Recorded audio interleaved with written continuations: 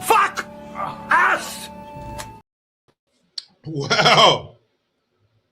Good damn afternoon, American. Jericho Green here with you once again. Bienvenido. Bienvenido. Welcome. Come on in.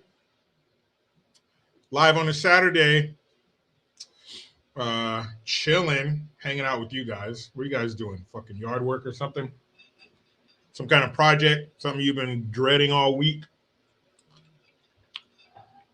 Maybe you've been dreading it all longer than that. You finally had the time, finally had the nerve, finally got sick of hearing the bitching about it, whatever it was that finally brought you to this project.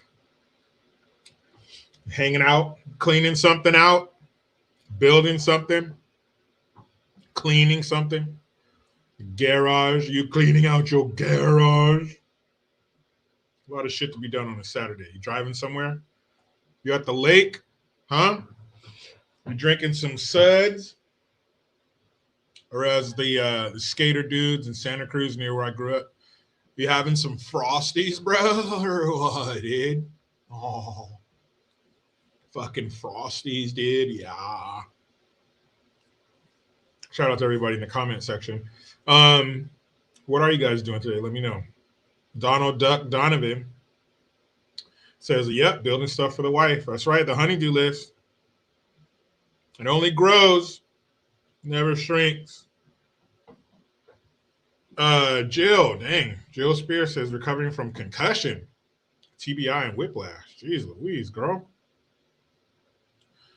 Take it easy. Fuck, man. Take it fucking easy. Island Anderson working on the whip, on the wheels. I was doing that earlier. Shout out to my neighbor, Rob. He has a lift. So I took the wife's van over there to fix something on it. Lifted it up. Like you just drive on it. Lifts it up so you can like stand under it. Sarge says flying a kite. Hey, go fly a fucking kite. Ah. Mark Taylor is Good Neighbor Day. Yeah, man, if you have good neighbors, you win. Because I've never had the shitty neighbors. I've had like inconsiderate neighbors that did inconsiderate things from time to time, I should say, but never like the neighbor from hell who has like fucking 8 pit bulls, chewing a hole in your fence every week. So I've never had that. But I've had good neighbors. I have great neighbors now. So let's keep the streak alive, huh? Faith B says working on a jigsaw puzzle. There you go. Work out. Your brain's a muscle too, man. Hey, man. That's good. Good to hear. Donald Duck also says happy wife, happy life. I've heard people talk shit about that saying because they take it as you're submitting to your wife, you're bowing to your wife. She's the old ball and chain. And you're just, okay. If I just make her happy, my life will be happy as well. It's not true. And that usually comes from people who were A, never married, or B, they were and they fucked it up somehow and they're not anymore. You never hear people who have a happy marriage saying, man, fuck happy wife, happy life. That's not what it means. It doesn't mean you're acquiescing to your wife. It doesn't mean you're bending or breaking or bowing. That just means you're doing things to make her happy. Her happiness is your happiness. And your happiness is her happiness. It has to be that way. In order for a marriage to work, it has to be that way. Their happiness has to be important to you. Their happiness has to make you happy. Not all the time with everything, or that's the only way you find happiness is through their happiness. So you must constantly keep them happy. No crazy, twisted, psychological shit like that. It's not that difficult. If your relationship is difficult, something's wrong. Relationships should be pretty easy, especially if especially when you've been in them for a while. You know that person. You're tuned in to their every mood. Think of think of their mood as like a thermometer, like the dial where you could raise or lower the temperature. If that temperature changes, you're going to know it's getting too cold in here, getting too hot in here. You're tuned into them, so it just makes it easier to get along. But it should be relatively easy. Is life going to throw shit at you? Yeah. A lot of that you can't control. You can't foresee. But as far as what goes on between you guys, it should be cool. You guys should be banging on the regular. That's the sign of a good relationship. That's like taking your relationship's temperature. You know, the sign of a healthy sex life. Now, if you're at a certain stage where maybe you both work a lot, or maybe you got a new baby or some shit like that, a lot going on, cool, but you still have to find time. You got to sneak away. You got to, mom and daddy are doing laundry, some shit like that. You got to find a way. Fellas, you remember what it was like when you were a teenager? You wake up, your dick was already, right? You know what that is. So it should be. You should still be chasing your wife around. Stop. That kind of shit. So healthy sex life, sign of a healthy relationship. Just keeping it real. So today, shout out to you. Congratulations to you, Donna. This is going on 22 years. The ups and downs. Yeah, there's going to be ups and downs. It's life. If you haven't noticed, life's going to kick you in your sack every once in a while. So today, you see the thumbnail. Chud the Builder, that dude who goes around antagonizing black folk. Something happened. Can you believe that? Dank Buds, what's up, man? I mentioned Santa Cruz not too long ago. Mentioned having some frosties, dude. Oh. Yeah, Chud the Builder. He goes around. The War Chief said, "In your sack like Liu Kang." Dang. Yeah, sometimes life will bicycle kick your nuts. For sure it will. You thought it was just going to be one kick? No, we have multiples back to back. Take that. But there will be a reprieve. It will get better. Things will change. That's the circle of life, the cycle of life. Like that's like karma. So Chud the Builder, that dude that goes around dropping the M-bomb, saying people are chimping out, fucking with people. Something happened. Duh. Hello. It was a matter of time. It's a matter of chance. You roll the dice enough. Play with fire enough times, blah, blah, blah, all those colloquialisms. Well, it happened outside of a Tennessee courtroom. So he's in jail. And the video I want to show you is when the judge tells him how much his bond is. The bond is how much you have to pay to get out. And it's 10%. So if, for the sake of addition and subtraction and all that, for the sake of mathematics, let's say your bond is $100, that means you have to pay $10 to get out. Well, his was much more than $100. His was $1.25 million. There's only one thing you can say when the judge tells you that you have to pay 10% of $1.25 million, which is what, $125,000? There's only three words you can say. Yay. Ay. That's a lot. That's a lot. So there's video of when the judge tells him that. And you can see, you know, the look on his face, how it hit him. He closes his eyes and he's just like, fuck. That sucks. I guess he thought, I don't know what the hell he thought. Did he think that it was ironclad that if somebody attacked him, he could pull out his gun and shoot? I don't know what he was thinking.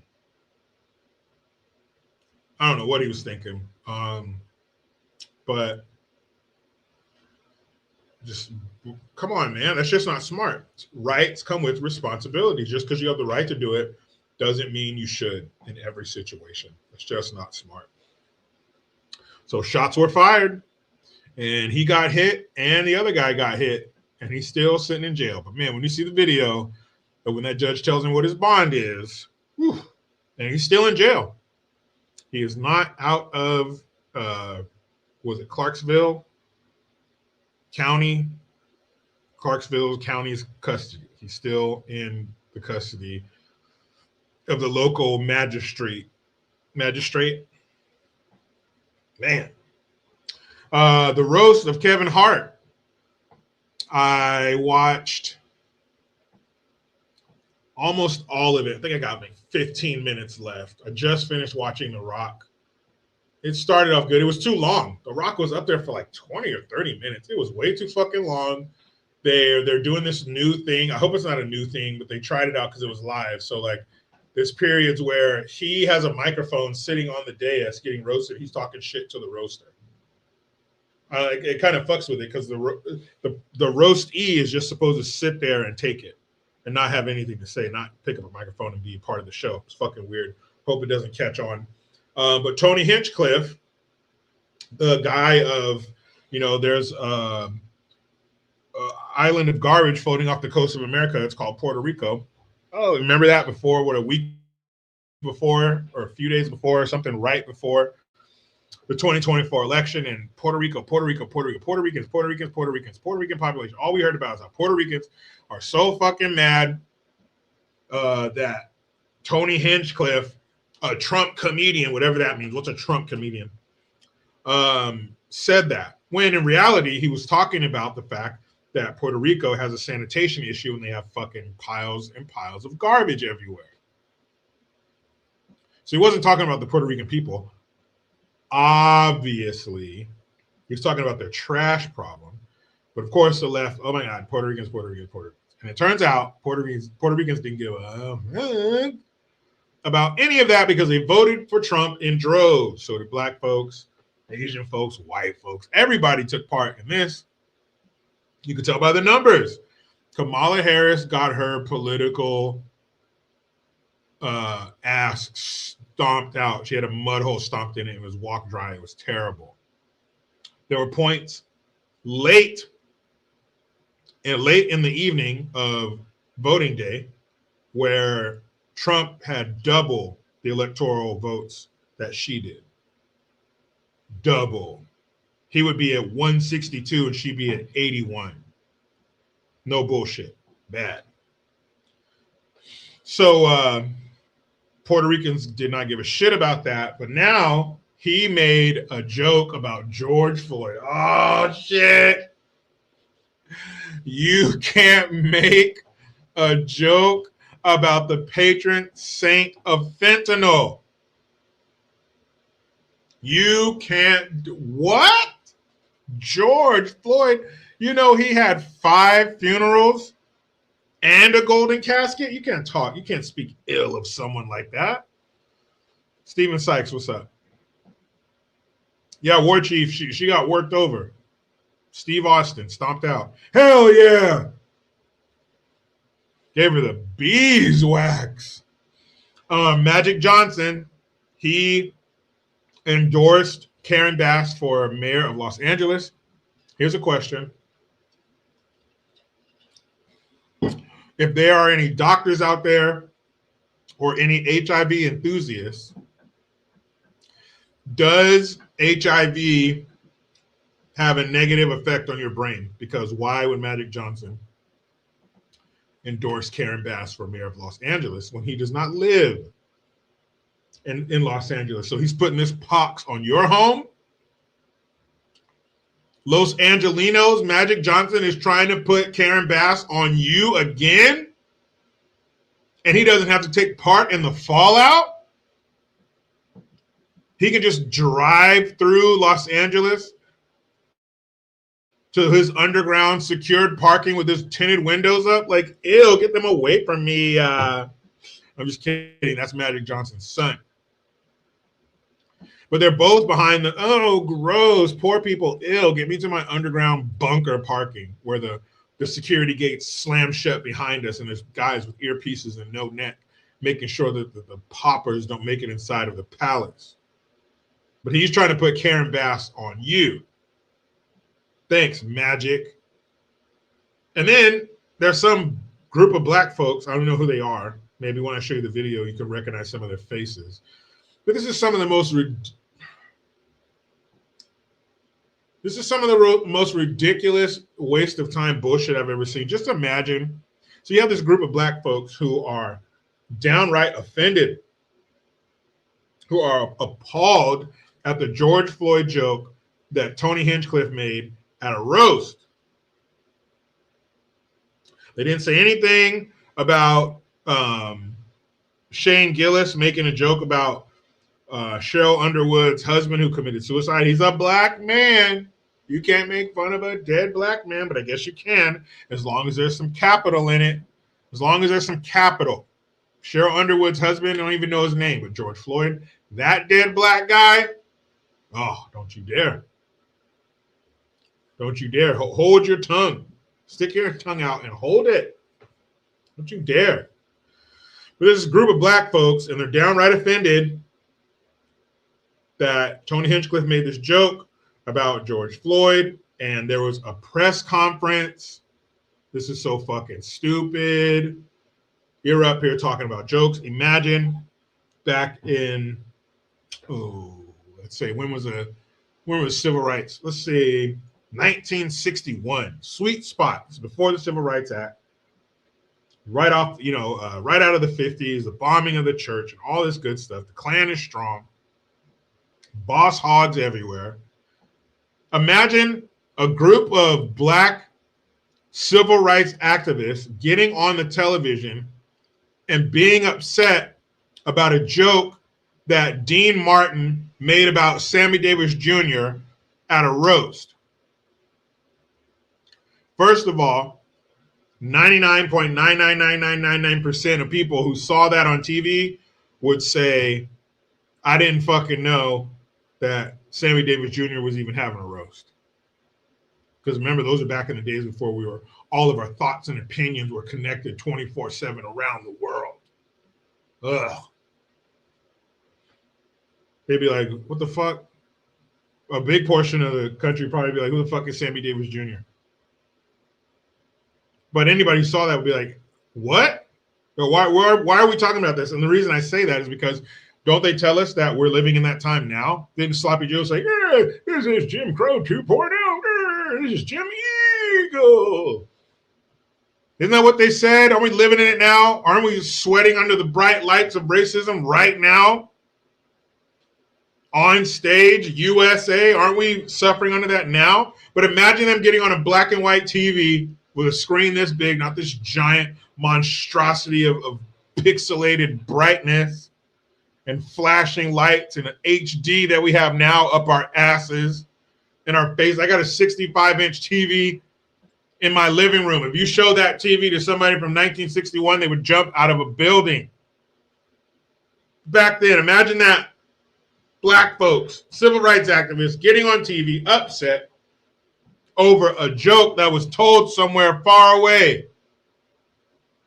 They're pissed. And they're not going to take it anymore. Also, Harrison Ford, that's right, Indiana fucking Jones. Han Solo. I'm going to stop right there. I'm not going to talk about any of the other movies that Harrison Ford was in. We're just going to go off the strength of Indiana Jones and Han Solo.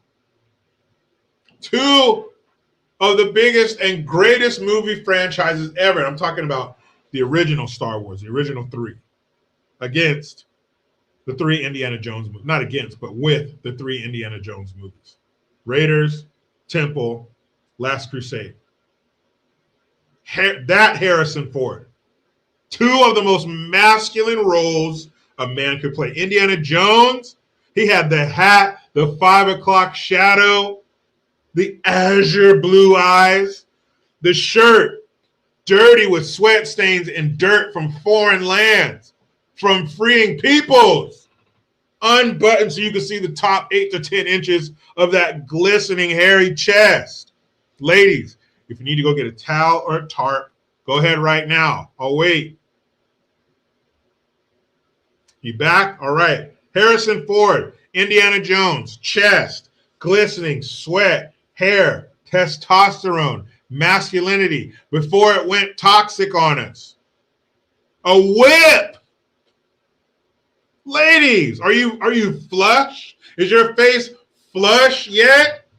The man carried around a whip to tame the wild beast. You know, Indiana Jones was packing heat. You know, he had a lap hog. He had a sizable bulge down there. That Indiana Jones, Han Solo, laser guns, Chewie, flying through space, saving a princess. That guy. Well, I think it was Arizona State University commencement speech. And he was talking about how we need to stay focused on indigenous people. Oh, Harrison. Now I know, of course, Indiana Jones is a character. That's not really Harrison Ford. Duh, I know that. But still, why do I have to know what you think all the time now, celebrities? Indigenous people? Ew. You know what that term, indigenous people, you know what that does to a regular woman's vagina?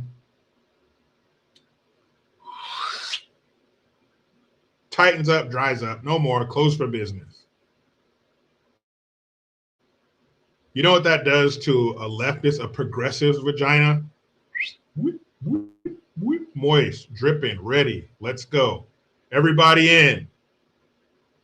And that's just the guys. That's their vaginas, the man vaginas. Disgusting. Indigenous people. Do you mean Indians? Because I was just driving down the highway and I saw a billboard that said Indian Casino. So the Indians are still calling themselves Indians. So why in the hell are you calling them indigenous peoples? Stop. Stop telling me that all Indians were just holding hands. Hey, how are ya? Hey, how are R.I.P. Sammy Sosa to Leslie Nielsen. But they were all just across the world just trading. Who, how many moons ago river run through land, right? There's trading maize and turquoise and deer skins and obsidian tipped arrowheads and agricultural techniques, right?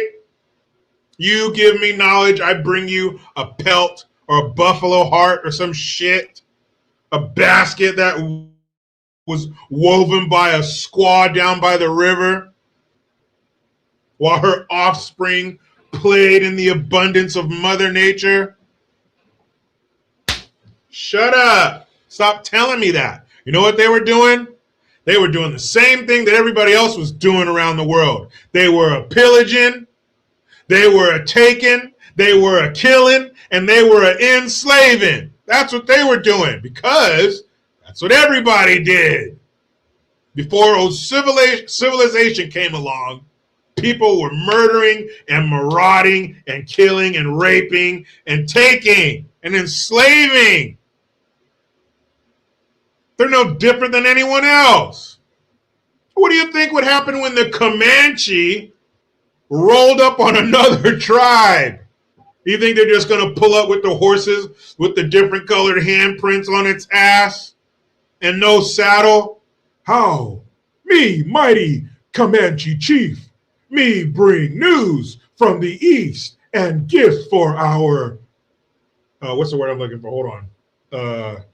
And gifts for our hosts. How? And then they introduce each other, and everybody's name has to do with something running, something sitting, something in the sky. This is my wife, Squaw Sitting River. Bullshit. If the Comanche rolled up on some tribe on the plains, guess what they're going to do? They're going to scream some kind of war cry, pull out a very sharp weapon, and start killing people. I heard a story of Comanche taking a woman's baby after she gave birth to it, tying it up on a rope, and the guy on the horse rode through a patch of cactus until the baby was torn to shreds. But Jericho, there was no maize in that story. There were no blankets. There were no trading and learning and loving and singing and smoking a peace pipe and fire water. Yeah, because they were killing the shit out of each other. Because that's what they did. Because that's what everybody did. The farther you go back in history, the more fucked up it was for everybody. Something now where you just go, shit. Wrap that up. Would kill you 250 years ago. Next thing you know, you're laying in your wife's lap, wrapped in a blanket, hallucinating about the other side, about to pass away from a cut on your index finger. Something we just fucking take some Theraflu for 2 days for would put your ass down and ravage your entire wagon train. Get out of here. Oh, yeah, okay. They were just peace-loving until that evil, blue-eyed son of a bitch came riding in. And he brought violence. The Indians were like, oh, please, we want this. Oh, and the white man, woo, pow, shoot him right in his face. Here, please, take some of our dried deer. The white man just fucking shot him up. Yeehaw! Please, take my daughter as a sign of... ah, no! Come here, bitch! Woo-hoo! Right?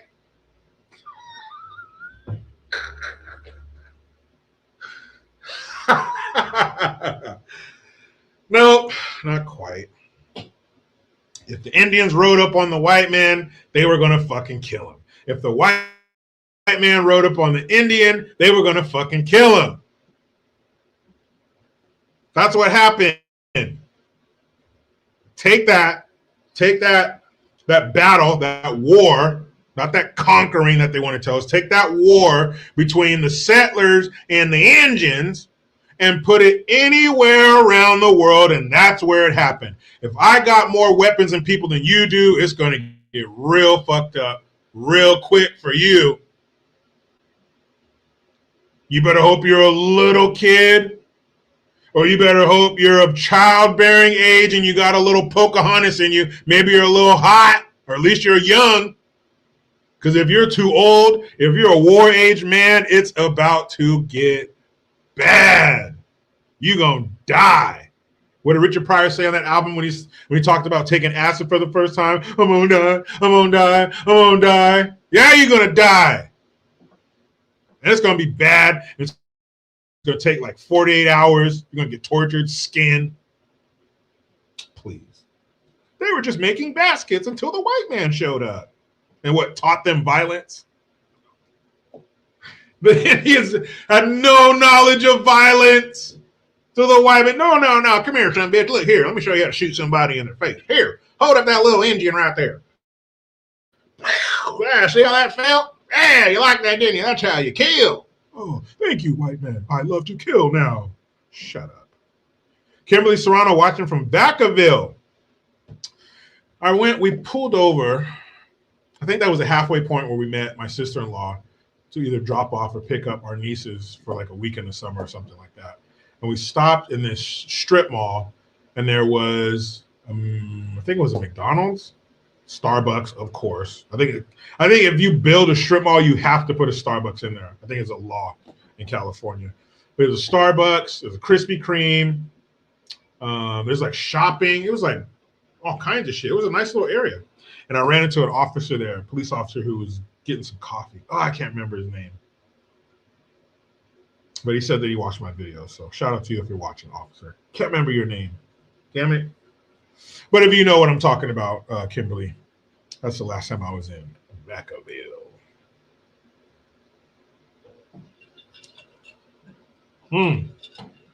That's right, Kimberly.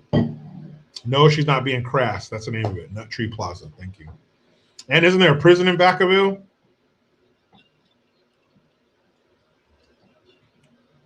I believe so. So yeah, anyway. What else? Let's see. Harrison Ford's a bitch.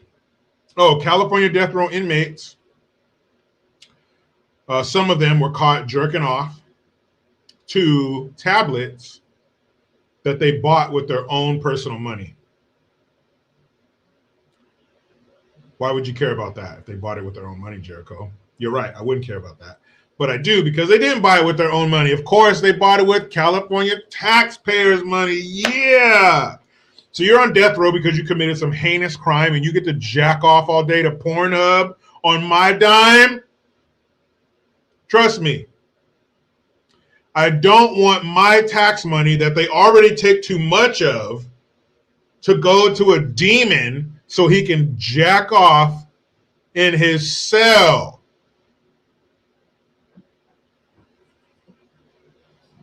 Call me crazy. Oh, just water in the cup. Nothing crazy. Now, 25 years ago, wouldn't be water. I promise you that. I promise. So we'll talk about that.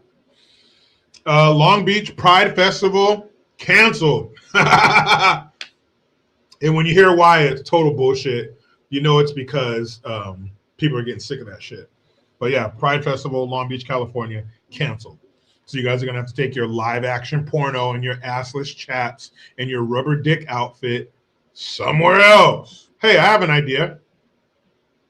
Find one of those LA City or Long Beach City Council members, the ones who are like, yeah, let's get the gangs together and fight back against ICE. Find one of them and go to their house. Take all your dicks and your pussy floats and all your dirty, disgusting, deviant bullshit, all your monkeypox shenanigans. Take it to their house because they love you so much. They want you to have so much representation and inclusion. Will include yourself in their front yard.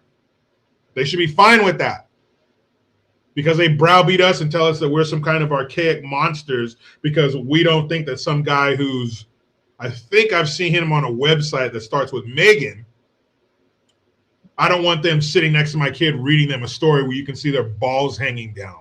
No thanks. Again, call me crazy. That's 2 strikes, Jericho. You don't want to pay for death row inmates to jack off, and you don't want perverts reading to children. Uh-oh, this isn't going to be a good one. I feel like strike 3 is coming up real soon. Trump, he sits down with Xi Jinping, the president, the duly elected president of China. And I'm wondering, they're talking about Taiwan. They're talking about, of course, the Straits of Hormuz, where the bulk of China the bulk of China's oil comes through. Venezuela, we got a vice grip. We got a white knuckle grip on their oil supply, a stranglehold, if you will. We got the Straits of Hormuz by the short and curlies. So I was thinking, I want you guys to ponder this as well, and we'll circle back to this. But I'm thinking, did Trump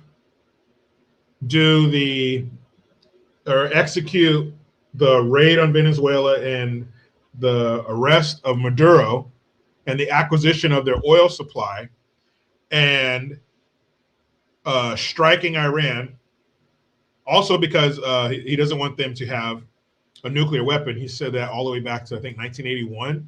There's no secret that Trump has thought for a long time, at least 40 years, at least 45 years, that Iran should not have a nuclear weapon. But along with that, because when you cast your net so wide, you're going to get all kinds of different fish. So yes, doesn't want Iran to have a nuclear weapon. Also, taking over the Straits of Hormuz, knowing what's going in and out, having total control over it. Basically, Iran's going to have to start capping a bunch of wells because no one's buying their shit. Did Trump do all of that and more to bend China over the barrel to do two things. One, to choke off the flow of ingredients to make fentanyl that kills more than 100,000 Americans every year. And two, to open up China to the world market, because China makes shit and sells shit to everybody. Look at anything around you. Flip it over. Made where? If it's made of plastic, probably made in China. There's something within arm's reach of you, especially if you're in any kind of office with all kinds of little things.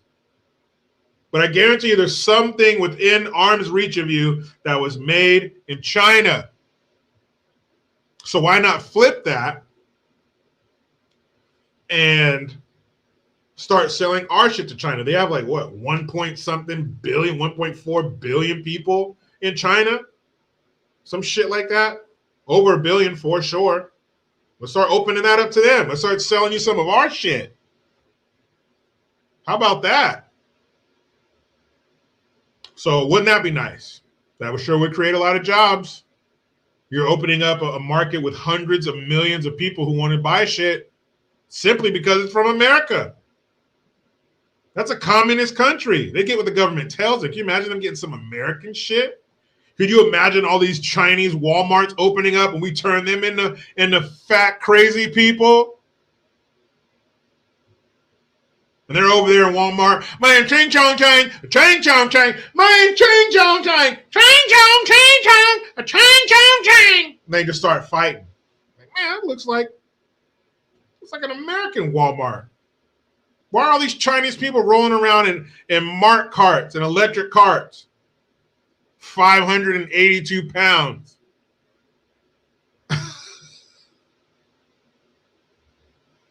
Chang chong chang, a chang chong, chang chong chang, chang chang chong.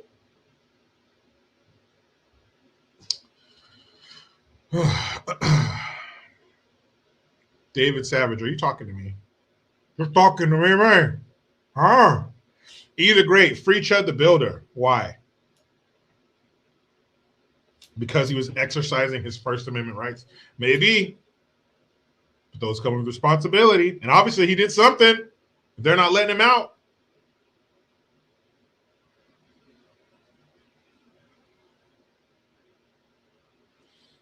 Kelly says this is going to drive wages down.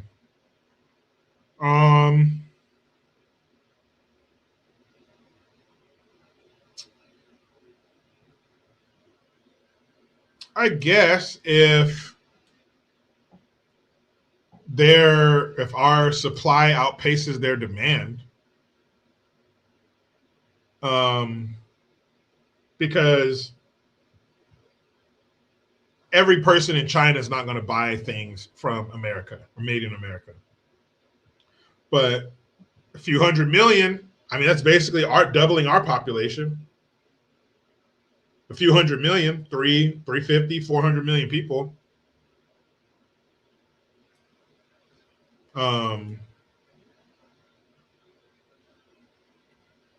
So yeah, I guess so if that's the case.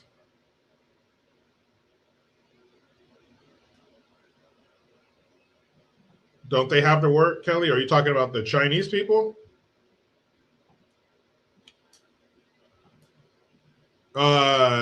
No, I'm not driving down to LA to vote for Spencer Pratt. I wish I could. But I'm going to play it legal and allow the Los Angelinos to hopefully do the right thing. Kelly says, yes, the Chinese people, yeah. They do have to work to pay for shit. I think they're working now making all of our shit.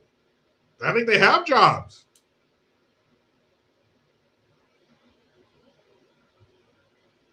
Yeah, Don Duck says, no, it won't drive wages down, especially if they build factories here in the U.S. and they hire only American workers.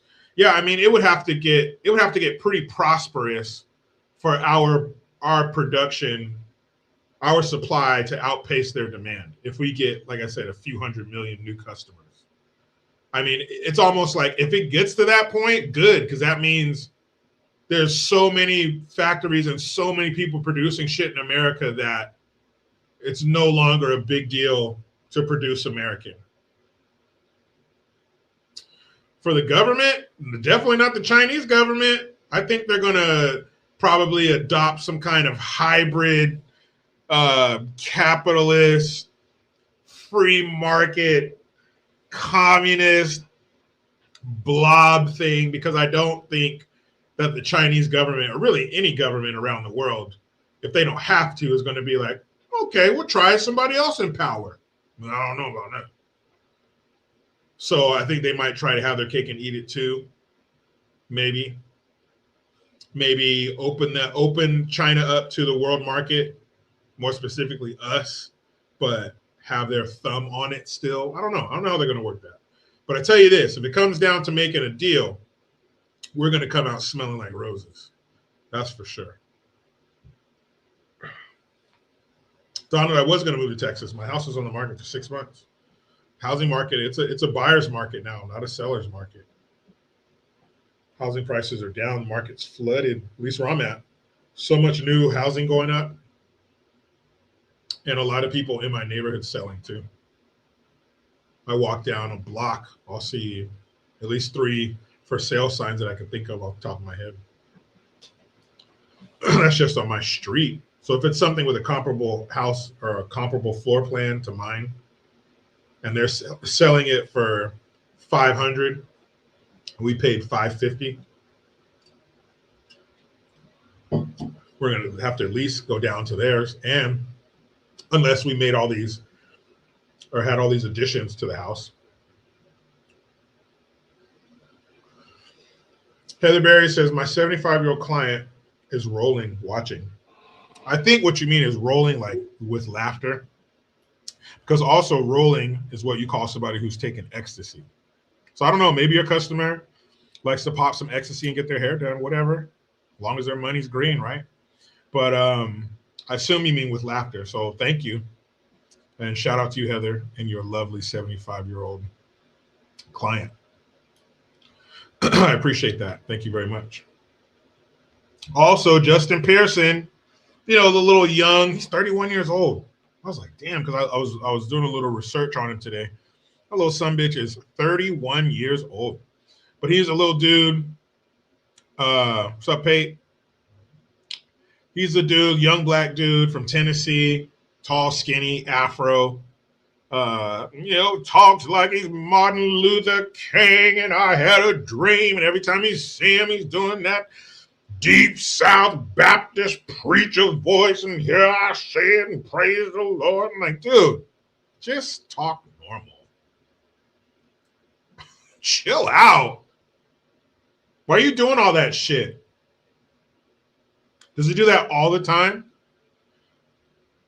Hello, sir. May I take your order? Thank you for welcoming me to Chick-fil-A. I'd like to say I love a chicken sandwich. She's like, hey, sir, it's lunchtime. Speed it up. But that little turd and AOC, Loco Cortez, you motherfucker. Those little bastards were sent out into the wilderness to corral, if you will, to herd the Negro. And I don't mean herd like I heard what you said. I mean herd like, yeah, get on, yeah. Like, get over here. The sheepdog. All that shit. Arr, arr, arr, nipping at the heels of the sheep as they corral them and move them around. Like right now, in the springtime, they'll have goats out here. And they'll have the little babies and stuff. My wife, if we're driving by, I'll pull over. My wife will always try to get them to come to the fence. They never do. But it'd be her dream if all the baby goats just rushed her in a little baby goat pile. Anyway, but you'll see them and they move around. You see the little fencing they have. In the evening, you'll see the big white guard dog / like basic sheepdog, literally. And they move them around and they mow that grass down. I'm talking nothing. They mow that shit down to the dirt. They do a great job, and it's good for the environment. It's like, yeah. But AOC and Justin Pearson, they were sent out. They were flung from the trebuchet of rile them up and get them to vote. So they go out, and Justin Pearson goes to I think it's a graduation for a black school. I think it's an HBCU. And he starts doing this over the top black church, dancing around, getting the spirit, feeling the Holy Ghost. It's the most disingenuous fake shit you've ever seen. If you have a fake meter and you point it at the screen when I show you that clip, it's going to go beep, beep, beep, beep, beep, beep, beep, beep. It's going to start smoking. It's going to be redlining. Maz Dax says they will eat license plates. Yes, they will. Goats. I used to live down the road from a goat farm, and I remember watching a goat eat a Pepsi can. And this is the 1980s Pepsi can. This is that tough aluminum. And that thing chewed up that Pepsi can like it was some lettuce, crunched that shit up and swallowed it, and then tried to eat the dress off of my aunt who was on the field trip with us. So goats don't fuck around. A goat stomach and a Komodo dragon stomach must be indistinguishable under a microscope. Because I don't know how in the hell that goat processed that can and turned it into these little pellets that it shits out. I don't know. But they were sent out to corral and wrangle the Negro. He's doing his best impersonation of an old black woman in church. But the crown jewel, AOC, goes to the Ebenezer Baptist Church in Atlanta, Georgia, home of Martin Luther King. Hallowed ground. She probably, when she walked up and her foot first hit the front step of that church, she probably had to be behind her and catch her. Like, are you okay, Alexandria Ocasio-Cortez? Are you okay? She's like, do you feel that? That was the spirit of all the millions of black people who were oppressed by the chains of America. I mean, it overpowered her. She probably soiled herself. She's like, oh shit. Let me go back to the limo, piss myself. The spirits of the enslaved black slaves of Southern America just passed through my body, and it was truly overwhelming. Probably knocked her down on one knee, like, whoo, she went in. And AOC was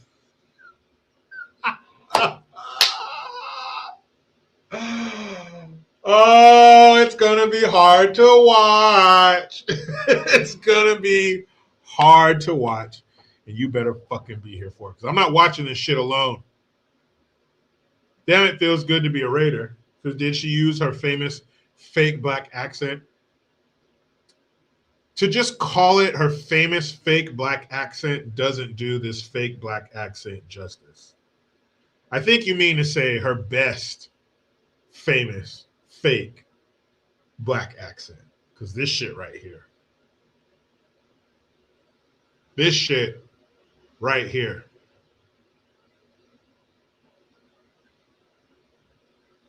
It is something. It is something. I mean, she just.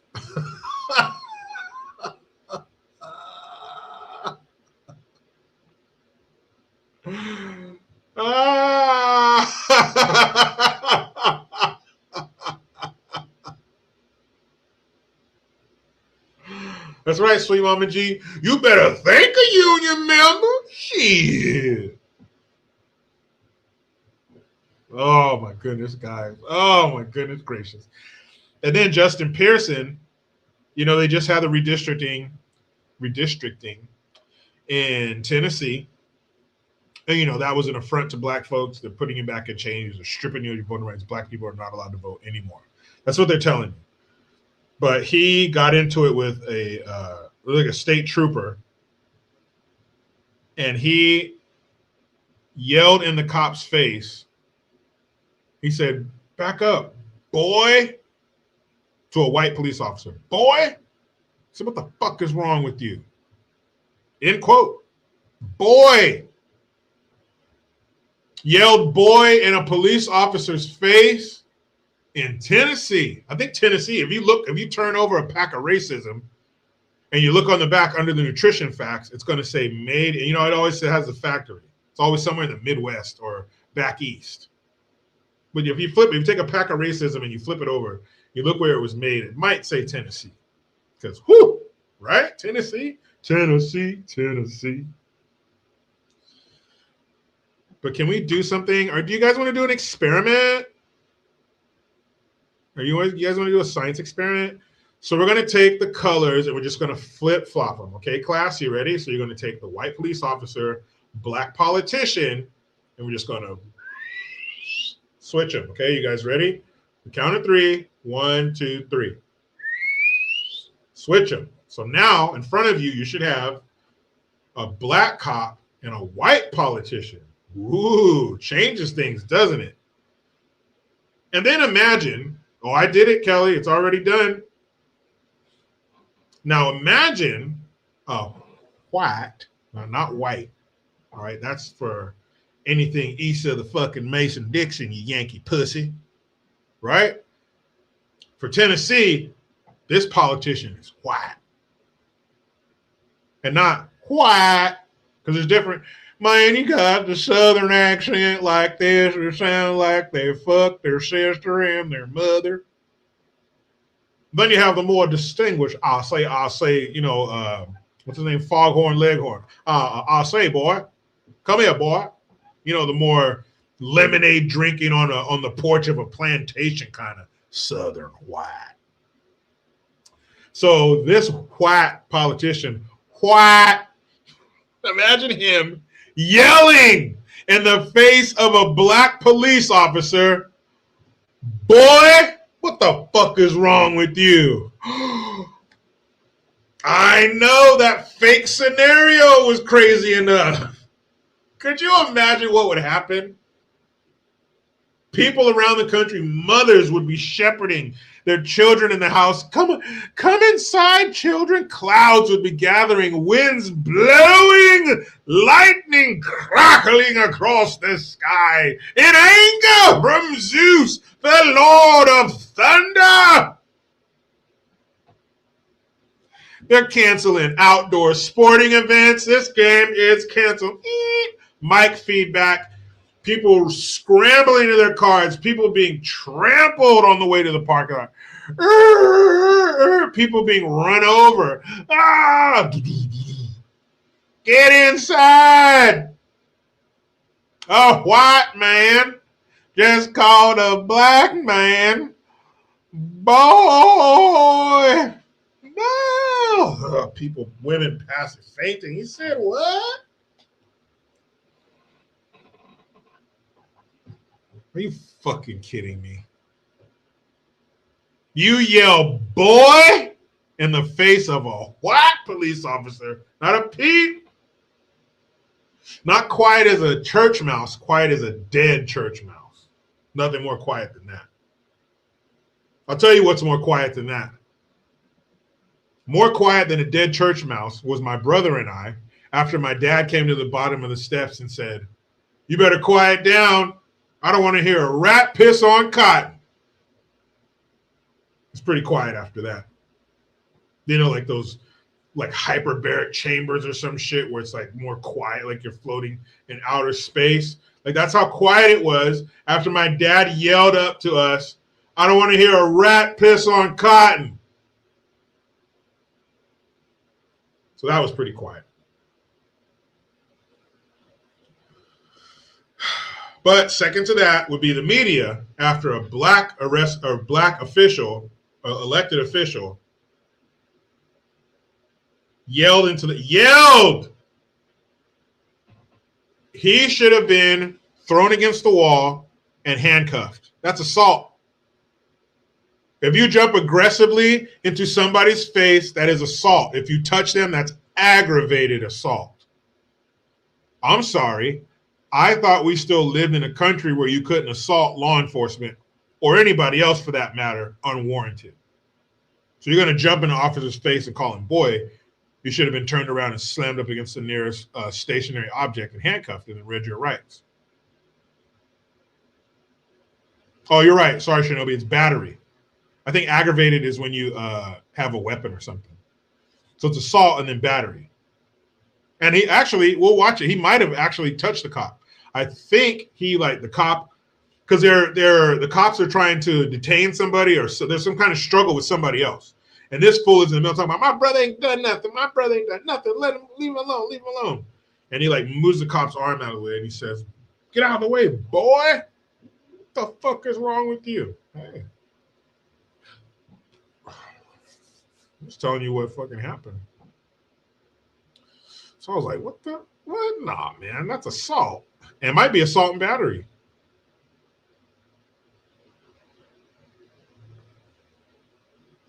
That might be assault and battery if you touched him. Let's see. Am I tripping? I thought you couldn't do this. Let's see. I'll walk him out. Y'all going? Let go. Let go. You got me all tied up. Now you got me all tied up. My brother ain't doing nothing. See, my brother ain't doing nothing. My brother. Hey, brother. Come on, brother.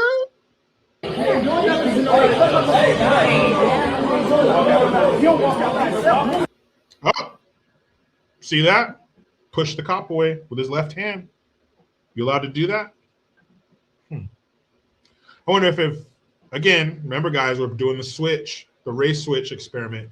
I wonder if that was a white elected official and he did that to a black officer.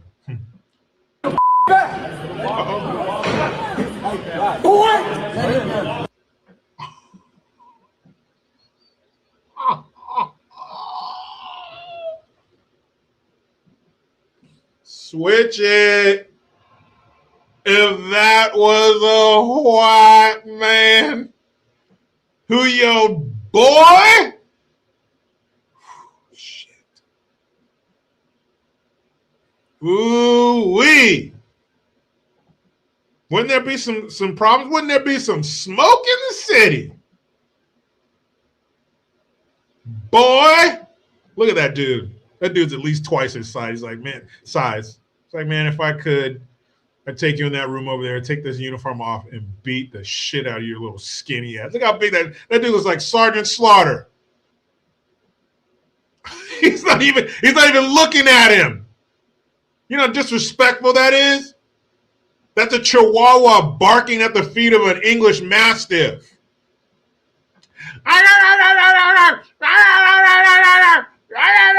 Get the move. Get the fuck out of my face. Man, get that afro out of here. This is not 1973. Get that shit out of here, son. No. No, you didn't, sir. Go on. Yeah, let Pearson go. Let Pearson go. What's wrong with you? What's wrong with you? With you. Did you sneeze? Did he just with you? Why did he say that? What the fuck is wrong with you? Huh? Shit. Boy. Fuck is wrong with you? Now you know what my mom would have said if she heard me and my brother talking like that. She even said my brother and I. It's my brother and I. You know what my mom would have done if she heard my brother and I? Man, what's wrong with you? Why are you talking like that? My mom didn't like us to say can't or ain't. So definitely, man, what's wrong with you?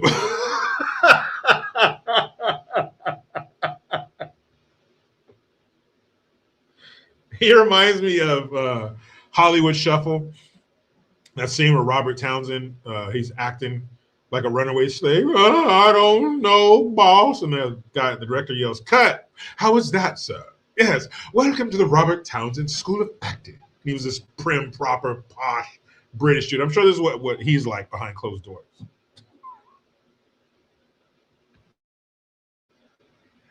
what the fuck is wrong with you? Stop, you fucking chump. Look at that. The song. Yeah, let Pearson go. Let Pearson go. is wrong with you? What is wrong with you? With you. Bless you. Stupid mother. Stupid motherfucker. Shit, jive turkey bitch. Shit.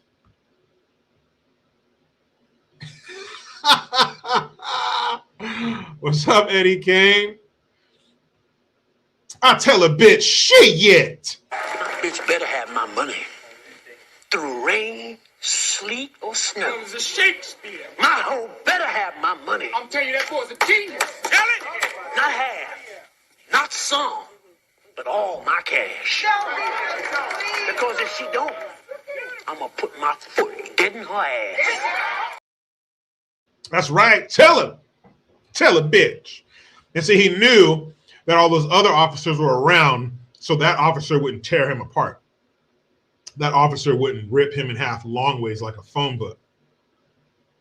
That's why he was acting like that. I'll tell you guys a quick story. I'm trying to tell you a story. I think I've told it before. It's been a while. Let's see. Winter of 99. I think we're somewhere in the Persian Gulf. Dubai, Jebel Ali, some shit like that. We're in port, and they used to have beer on the pier where before we leave for the 6-month deployment, they bring on a bunch of domestic beers that you're not going to see overseas. And then every night on the pier, they have these big stainless steel tubs. They fill with ice and beer. Beer is $1 a piece. If you don't want to go anywhere, you just want to stay by the ship and chill. You don't want to travel. Maybe you don't have enough time. Maybe you don't have enough money, but you got, $5. You can go down there, get 5 beers, shotgun them, and get all lit up, smoke some cigarettes, talk some shit. And there's one of the IT guys and super nerdy dude, like socially awkward, probably a little touch of autism maybe. But just the stereotypical textbook nerd, glasses, hey guys, all that kind of shit. And some younger guys talked him into going down to beer on the pier and drinking because he would never go out. Somehow they talked him into it. He goes down on the pier, drinks a bunch of beers and shit. And, even at that young age, you see the progression of the night of people who don't know how to handle their liquor. And I was in that same position. That's why I recognized it. It's not like I wasn't like one of those, I wasn't like Julia Stiles in one of those movies where she's a teenage, she's a senior in high school, but she's over it. These kids are so dumb. I'm an old soul. It wasn't like that. I recognized it because I was doing it. And you watch him. Hey, how does the night start, guys? Huh? How does it always go? Night starts out fun, drinking some beers. Maybe somebody snuck a bottle down there. Having a good time. Yeah, laughs and shit. Ooh.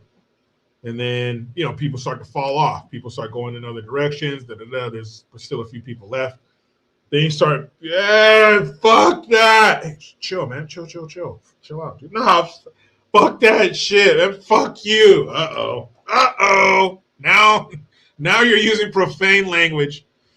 Now we got to call the Master at Arms.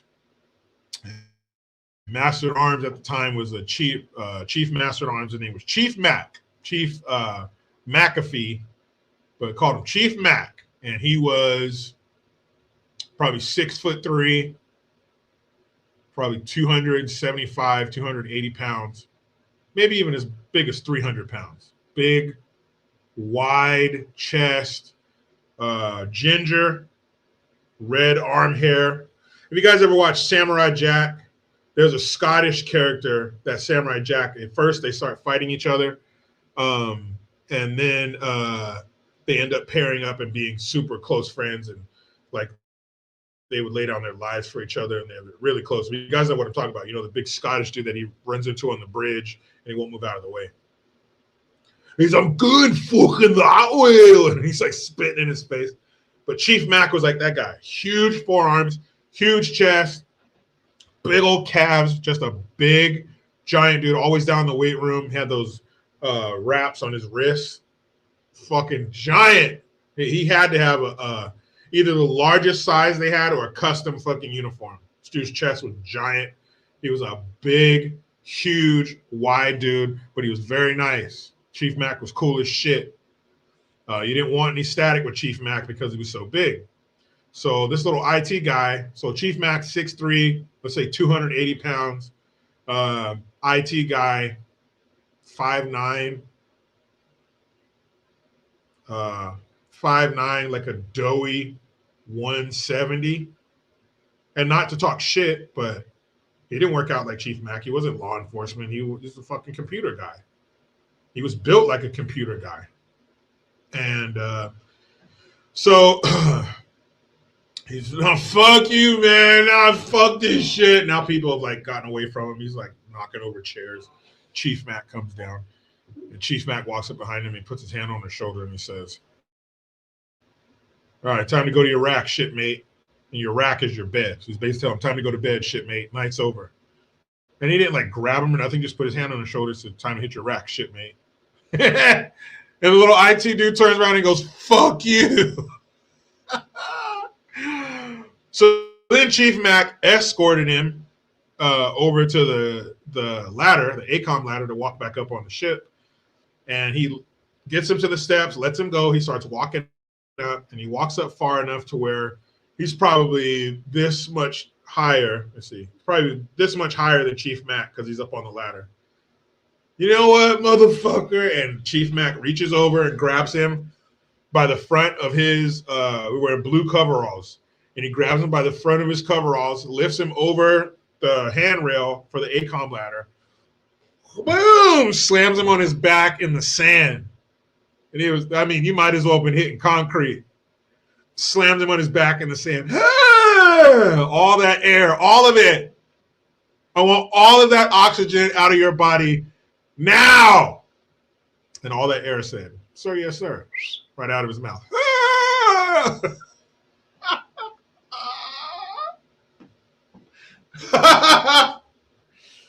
Chief Mac picked him up, helped him up, / picked him up, stood him up, started dusting him off. So you good? Yeah, I'm good. I'm good. He walked up that ladder, took his ass to bed, man. I mean, it wasn't that high. The guy was probably 7 feet, 8 feet off the ground because he was going up on an ACOM ladder like this. So he was going up at an angle. Chief Mac was still standing on the flat ground. He just, come here.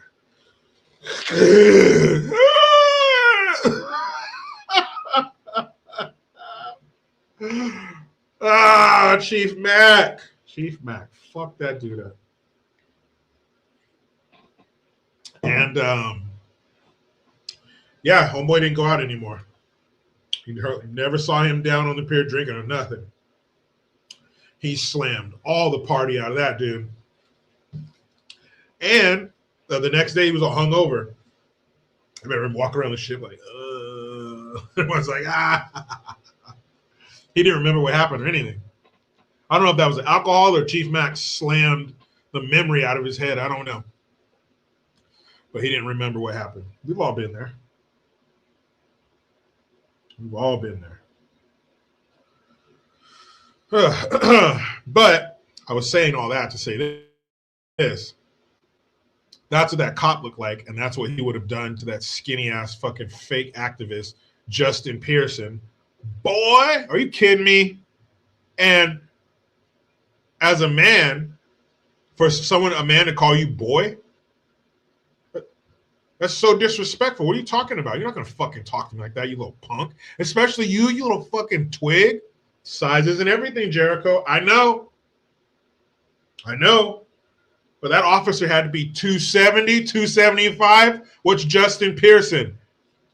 170 on a good day if you stuff rocks in his pockets and bricks in his shoes and dunk him in water? Maybe he's 170? That officer, you ever taken a piece of paper like they do in the movies? At the end of the movie, when the kids raise enough money to save the community center, here's the deed to the building. Yay! And everybody cheers. And it's all freeze frame. They're all jumping in the air. That's what the officer would have grabbed him by the top of his afro and went, move out of the way. Where were we doing? What were we doing? What move?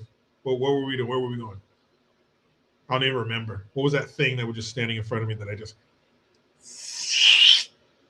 like a piece of fucking printer paper? Oh yeah. Yep. So I do want to show you AOC, and then we'll get to old Chud the Builder, man. Well, fuck, man. God, dude, what an idiot. You're such an idiot. Why would you do that, man? How do you think the story was going to end? Huh? How do you think the story was going to end, fool? We'll save that, though. We'll get to it. Don't worry. Tobit Stir McDonkey, he said the Iron Sheik. Yo, what if he put him in just right there on the floor, put him in the camel clutch? Hey, guys, I had an older brother in the 80s. I know what the fuck a camel clutch is. Let me explain it to you for people who don't. In the meantime, feast your eyes on this.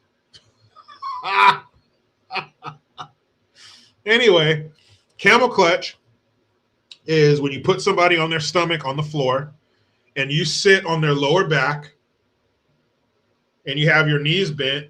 You put their arms around your lower back. So they're, oh, hold on, let me show you. For those of you who didn't grow up in the 80s. So you're sitting on their stomachs on the floor. You're sitting on their lower back. You have their arms wrapped around your legs. So your legs are bent and their arms are around your legs like this. So they can't pull their arms out because your legs are behind them. And then you lace your fingers like this and you pull under their chin and you pull their neck back like this. You're sitting on their back. Your hands are gripped under their chin and you're pulling them back, bending their back backwards. That's called the camel clutch. That was his finishing move. Could be why my back's sore today. Maybe I should sue my brother. Maybe I should have like some retro lawsuit against my brother because I have back issues. One of those commercials at 1 o'clock in the morning. Did you have an older brother between 1980 and 1989? Yes. Did he put you in the camel clutch? Yes. Have you ever been DDT'd on a hardwood floor? Yes, in 1987. Then you might be entitled to money. Fucking sue my brother. Have him serve the papers. Sue his ass. Sue him and the WWF. It's the WWE, Jericho. To me, it'll always be the WWF. The WWF. WWF. There, said it. Nick Russo, what'd you say? Gold Dust in the camel clutch? Bruh. Gold Dust may have had something that looked like the camel clutch. Gold Dust may have called it the camel clutch after the Iron Sheik. But I promise you this, sir. The Iron Sheik, his finishing move was called the camel clutch. I've been in it. I've seen it on TV, and I've been in it. It was called the camel clutch. I've been in the shake, rattle, and roll. DDT. I don't know what Ted DiBiase's finishing move was, but I got a sock stuffed in my mouth in place of a $100 bill. I've been there. That's right, Dr. Johann Kraus, PhD, yeah. PTSD, for real, man. That's just wrestling. Man, my brother used to fuck me up all the time. My brother was 4 years older than me. Yeah, it was all bad. Tell me, I've been in the camel clutch. Just fucking tell me. Told myself, grind. Don't tell me. I know a camel clutch. Yeah, old sweet Dick Malone, what's up, man? He said crossface crippler. Yeah, that wasn't that Chris Benoit. Ugh, awkward. But that was just a glorified rendition, a modified version of the camel clutch. Or maybe that came before the camel clutch. Maybe the crossface begat the camel clutch, or did the camel clutch begat the crossface? I don't know. Yeah, the $1 Million Dream, Ted DiBiase. Dude, he put him in the finishing move. The dude's unconscious, and he would just stuff a $100 bill in his fucking mouth. Yes, America. Oh, let's see. JLS 0037.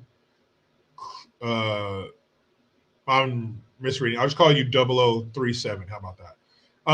Hold on to that point. Okay. I'm getting to Chud the Builder. Hold on to that point. Okay. Don't leave. I'm going to do this AOC thing and then we'll get to that. All right. Because I think I agree with you and I don't. So we'll talk about it. All right. So hold on. Hold that. Put a pin in it. So yeah, AOC. Oh, King B, what up? How you been, man? Nick Russo says, I remember Sacco from Mankind. Mankind was a little after I got out of wrestling. He's more of the 90s. He was Cactus Jack before that. Cactus Jack, something else, and then Mankind. Or he went by his name. Mick Foley. That's right. So I think, was it Mick Foley first or Cactus Jack? I don't know. Anyway, so AOC, remember? So you had what's his name? Fake ass Malcolm X. Falcon X. That's what I'm gonna call him, the fake Malcolm X, Falcon X. You heard him talking crazy to that white cop. Hey, all the Chud the Builder stuff. Hold on, guys. Hold on. I'm gonna get to that. I want to save that. Hold on. It's like Eddie Arcadian told the guy who busted the table with his forehead and Into the the Last Dragon. Save it. Save it. So he's telling that white cop, calling him boy, which you would never see a white politician say that to a black person now, because the world would collapse, like a black hole would appear in the center of the earth, and we all fall into the abyss, never to be heard from again. And then you have, hold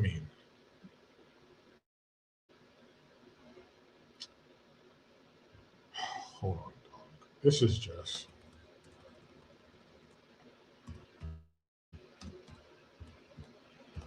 And you see shit like this,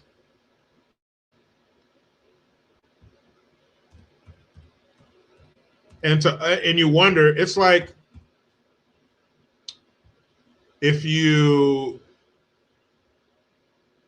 look at a movie, like, okay, here's a perfect example. The A-Team. When I was a kid, loved that show. Watched it every week. Mr. T, couldn't tell me nothing about Mr. T. Hannibal, I love it when a plan comes together. And if you can find them, maybe you can hire the A-Team. You mean you shot the words A-Team into the screen with a machine gun? Come on. Couldn't tell me shit about that damn show. Watched it all the time. Loved it. But then you go back and you watch it as an adult and you're like, that was terrible. That was terrible. I didn't realize that. I didn't realize that show was dog shit. So then you look at those TV shows and you wonder, did the adults know that show sucked? Or was everybody kind of like prisoner of the moment and that was as good as things were up until that point, so nobody noticed how shitty it was? Or did people at the time say, man, this A-Team show sucks? I always wonder that. Like, do they know it sucks at the time? Because you look back on it now, I'm like, damn, this was bad. So I don't know. So when you have AOC and Justin Pearson doing this fake black preacher reaching out to the dumb Negro, like, how do the people there not look at this and go, what the fuck is this? If I were at this graduation, I don't know how I couldn't stop from just busting out laughing. Because this shit is performative is an understatement. This shit, it's insulting. It's insulting. So I'll show you AOC first, and then I'll show you Justin Pearson, and then we'll get into Chud the Builder. This shit, how do people not look at this and be like, what the fuck is, like, do you think I'm stupid? Is that what this is? Like, you think I'm stupid? Who looks at this shit and is like, authentic? Yes. AOC, Reverend Sister Girl AOC, please. Take it away, girl. Take it away. Because no man can grant us our humanity. Because no man, you hear that? Mm-hmm. No law can erase it, no king, no system, and no president can strip it away, Ebenezer. Away, Ebenezer. You hear me from this pulpit? I'm starting to preach now. Because it is not given by man, it is ordained by God. And I don't... It is ordained by God. Oh, it gets worse. Oh. Take lightly the peril that we are facing just 1 week after the Voting Rights Act was gutted. And in the days since, we have learned why the Voting Rights Act existed. Hear that? They're coming for you, black folks. They're coming for you. They're repealing all your rights. Today you can't vote. Tomorrow you can't marry. You can't live here. You can't eat there. You got to go live on this side of town. They're rolling it back. As the maps in Tennessee and Louisiana, across this country, as the Supreme Court, to the Reverend's point in Virginia, overturned the maps 10-1. Why is the preacher getting political? Why is the preacher talking about voting redistricting? Why? Don't you have enough to talk about with God and saving people's souls and all that kind of shit? Trying not to sin, asking for forgiveness, taking God as your Lord and Savior. Don't you have enough to do with that instead of talking about some bullshit redistricting, political fucking nonsense in church? Nothing else to talk about. Nothing else weighing on your heart. You got to bring in this charlatan to spew this nonsense to your congregation, upon your congregation. But hey, they paid, so he has to play. You literally draw Black Americans out of power. Out of power. You're going to be sitting on the outside looking into the voting house. Oh, look at all the white people in there and the Asians and the Latinxes and the immigrants, legal and illegal. Husker do's, Husker don'ts. Look at them all in there voting and shit. And we're out here with no power. Shut up. And whatever happened to her? Wasn't she engaged? Where's her engagement ring? What happened to that ginger she was engaged to? We are living in terrifying times. Terrifying! So black folks, you're terrified? King B, you're terrified? When's the last time you were terrified? Thankfully, that doesn't happen too often. Thankfully, we don't need to keep a fire burning all night to keep the saber-toothed tigers away from the camp anymore. Terrified? Fear. But we are people of faith. Our faith is the foundation that gives us the courage to fight in the Fight what? face of overwhelming odds. Like Deborah, who rose as a judge in Here she goes. a time of cruel kings and said, I will go. In a time of cruel kings, I will go. You hear that shit? I wonder, I'd love to see the footage of her practicing this in the mirror. I'd love to see, see her practicing. And the time of cruel kings, I will go. Take it away, girl. Like Deborah, who who rose as a judge in a time of cruel kings. In a time of cruel kings. Why'd you do that? Why? Who is that working on? Who's sitting there going, man, I don't believe her. In a time of cruel kings. Oh, yes. Okay, I believe her. No, she said it. She sounded black. I believe her. And said, I will go. Like Daniel, who stood firm in the court of a blasphemous king and declared, there is a God in heaven. And like Dr. King, baptized in this church on this hallowed ground. On this hallowed ground, Dr. King, who believed in the audacious idea that maybe this country could maybe live up to the promises we made in our founding documents. I'm here today, brothers and sisters, with a simple... Brothers and sisters, I'm here today. I brought some fried chicken and watermelon. Don't worry, we're going to wash it down with a little bit of grape Kool-Aid. And after that, we're going to have a sweet slice of mama's sweet potato pie. Message. We stand together, and we are not going back. What happens to Florida happens to New York. What happens to Tennessee happens to California. What happens to Louisiana happens to all of us, Ebenezer. This is America. We are not divided by state. We are united by our humanity and common citizenship.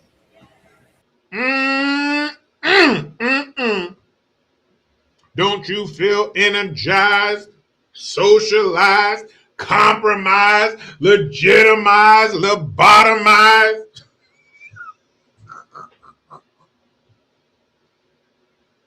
Preach, girl, preach. Who does that work on? Who the fuck hears that and thinks, I believe her? She is genuine. I would die laughing if I were sitting in that audience. Are you serious? I would think, what the fuck is this? What the fuck is this?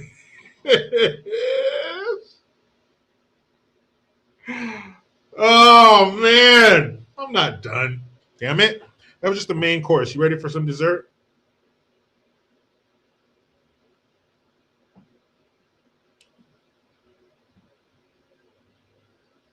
Got him, coach says, yo, Big Jericho.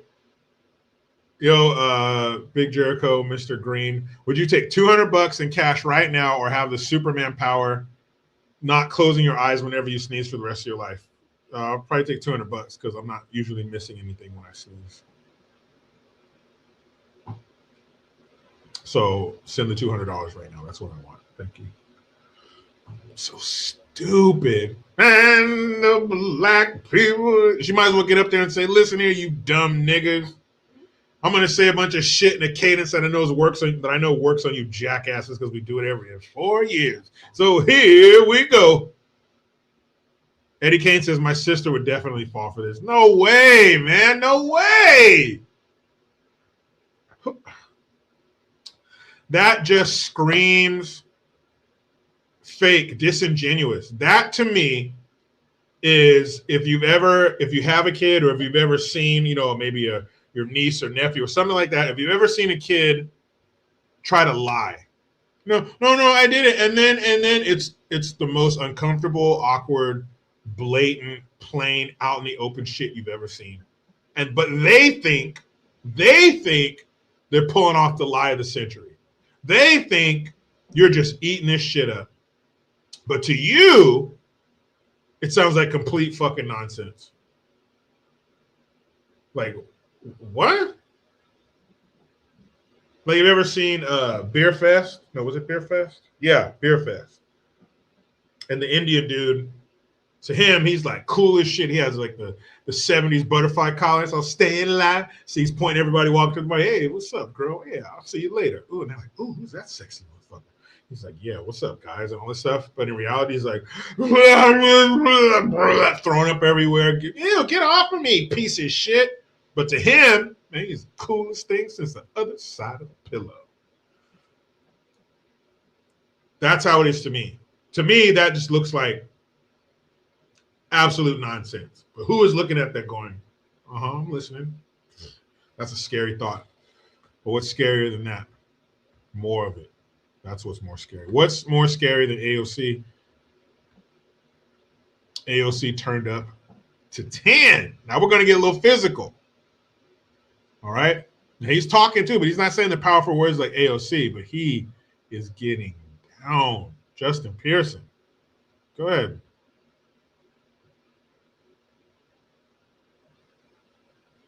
Stop! Stop!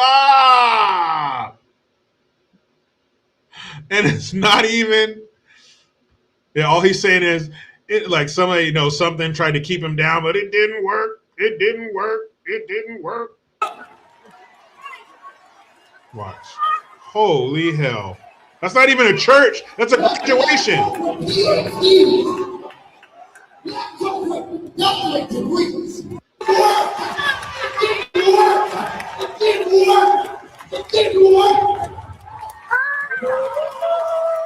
Stop.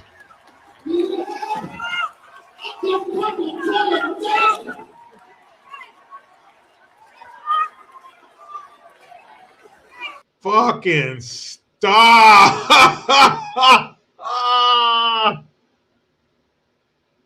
It didn't work. It didn't work.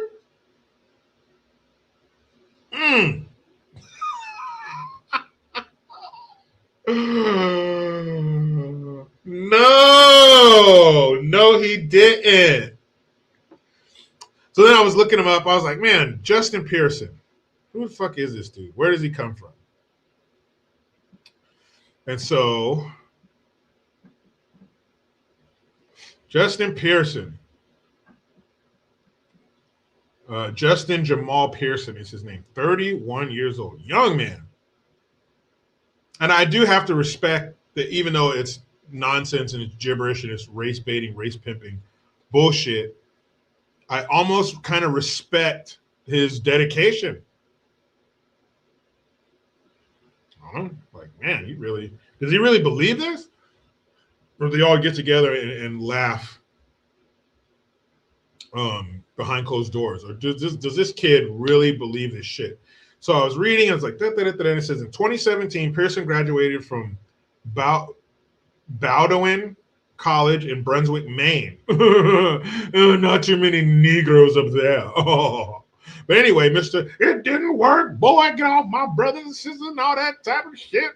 He went to school in Maine, okay? Majoring in government and legal studies with a minor in education studies.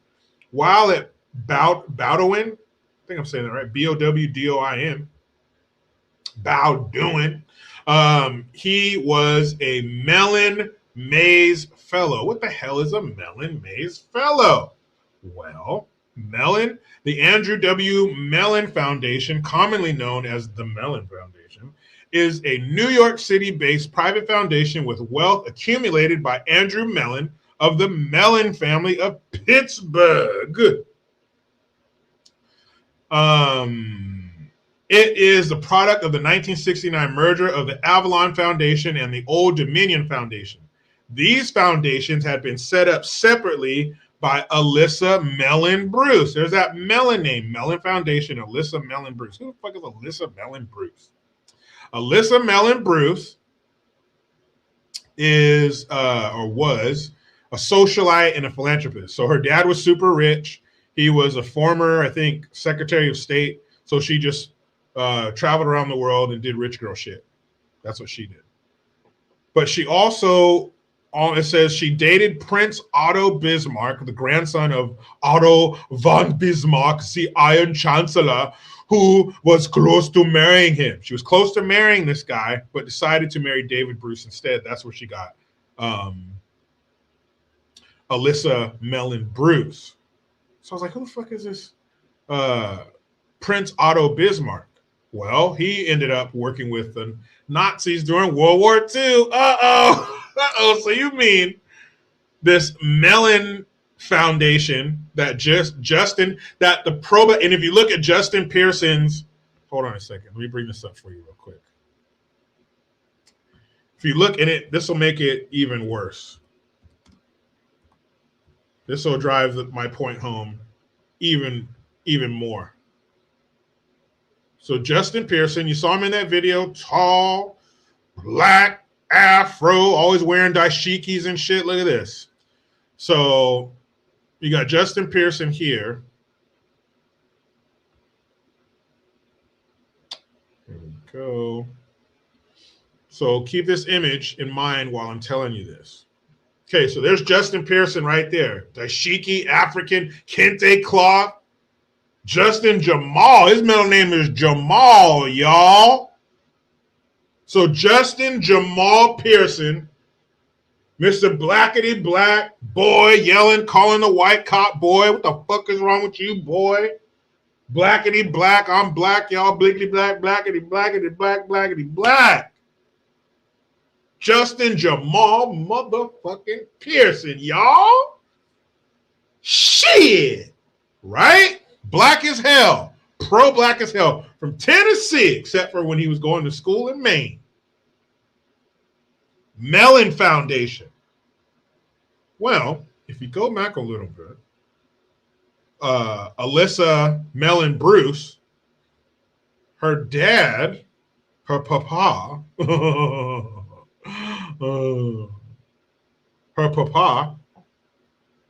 she was a daughter of banker and diplomat Andrew W. Mellon. So then I'm thinking, you look at this guy's picture, and he's like, the old black and white with the big push broom mustache, looks like Sam Elliott. Then you go back to his dad, and now you're getting into the, almost Civil War kind of jacket that he's wearing. I was like, man, these people sure got some old money. I wonder if they ever owned any slaves. Do you guys see the look on my face? What do you think the answer to that is? If you were going to ask yourself, if the grandpapa of the person who started the foundation that pro-black Justin Pearson was a part of as recently as 2017, that's when he was accepted into it. So I don't know, did he stay for a year, 2, 18, 19, 20, 21? I don't know. But he joined that foundation in 2017, and the grandpapa of the woman who started that foundation owned slaves. If I didn't care about my computer and the things on my desk, I would flip this shit over right now. You guessed it. That's a little bit of Southern Poverty Law Center for you. This woke Negro who's talking about black folks are being railroaded and black this and black that. Trump's a racist in America with 3 Ks. People type that shit. It's so fucking stupid. Wearing dashikis and brothers and sisters and yelling boy into the face of white cops is part of a foundation whose family owns slaves. Who is still listening to these assholes? And I found that shit out with my phone at my house. So why don't they know that?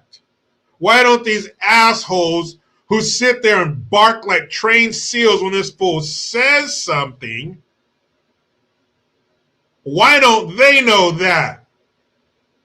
Or do they know it and don't give a shit?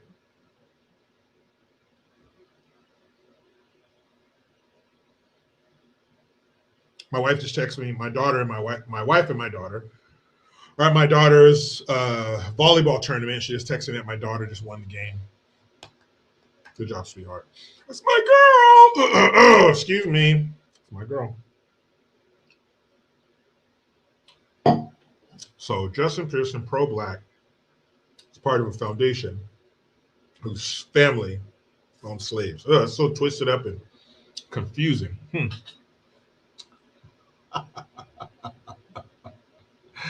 Oh man, I love it. Okay, Chud the Builder. That's right, big money, and this has been going on for hundreds of years. Race baiting, race pimping, that is a lucrative business.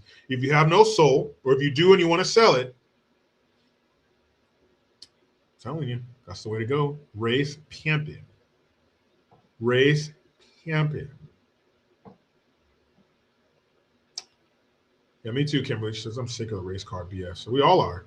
I think I might be a little bit more sick of it because I look the same as these dumbasses. That makes us look weak as a group. It makes us look weak and childish. I don't give a shit about none of that. All I know is every time I go to vote, I vote. And then I get my little sticker on the way out that says I voted. And then I go home.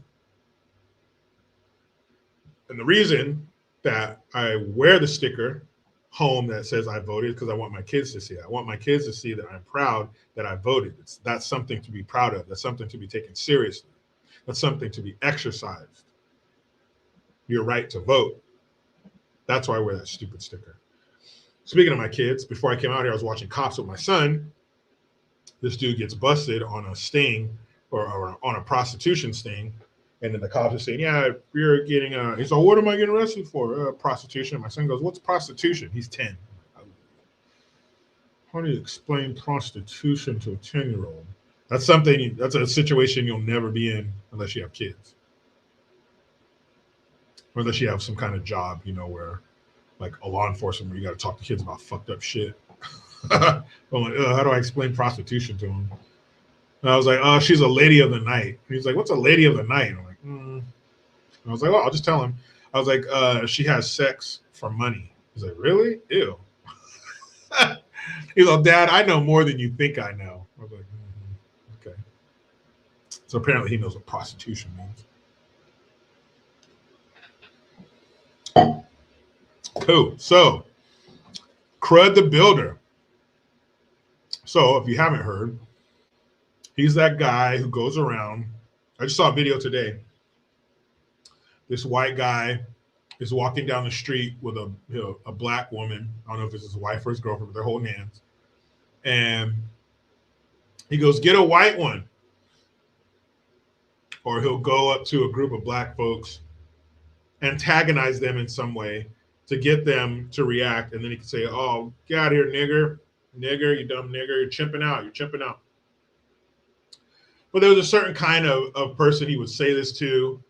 It was never like, these thugged out, shiesty wearing, fucking dread-headed psychos you see pointing their guns at their phone at the camera on social media. He wasn't over there. He wasn't over there where the streets are filthy and there's pit bulls running around and fucking abandoned children. He wasn't over there. He was around black folks. And black folks don't get physical over shit like that. Black folks don't fucking care. Is it annoying when they say something? Yeah. Especially if you're walking on the street with your woman, he yells some bullshit like that. But he's provoking people. He's looking for a fight. He's looking for a confrontation because that's his brand. And you have the right to say whatever you want, wherever you want. That's the beauty of this country. Rights. That's what separates us from every other country in the world. We have rights. As much as they try to fuck with them and bend them and water them down and blur them, we have them. And we have a document that says we have them. No other country has that. Some countries have something like it. That's like me giving you your favorite dessert, but it's light. It's 50% less fat. It's a brownie. You love brownies. It's a brownie, but it's 50% less fat. Well, no, it's going to taste like shit. It's not the same thing. So the other countries like Canada, some other westernized countries have this watered down diet version of the Constitution, but nothing like we got.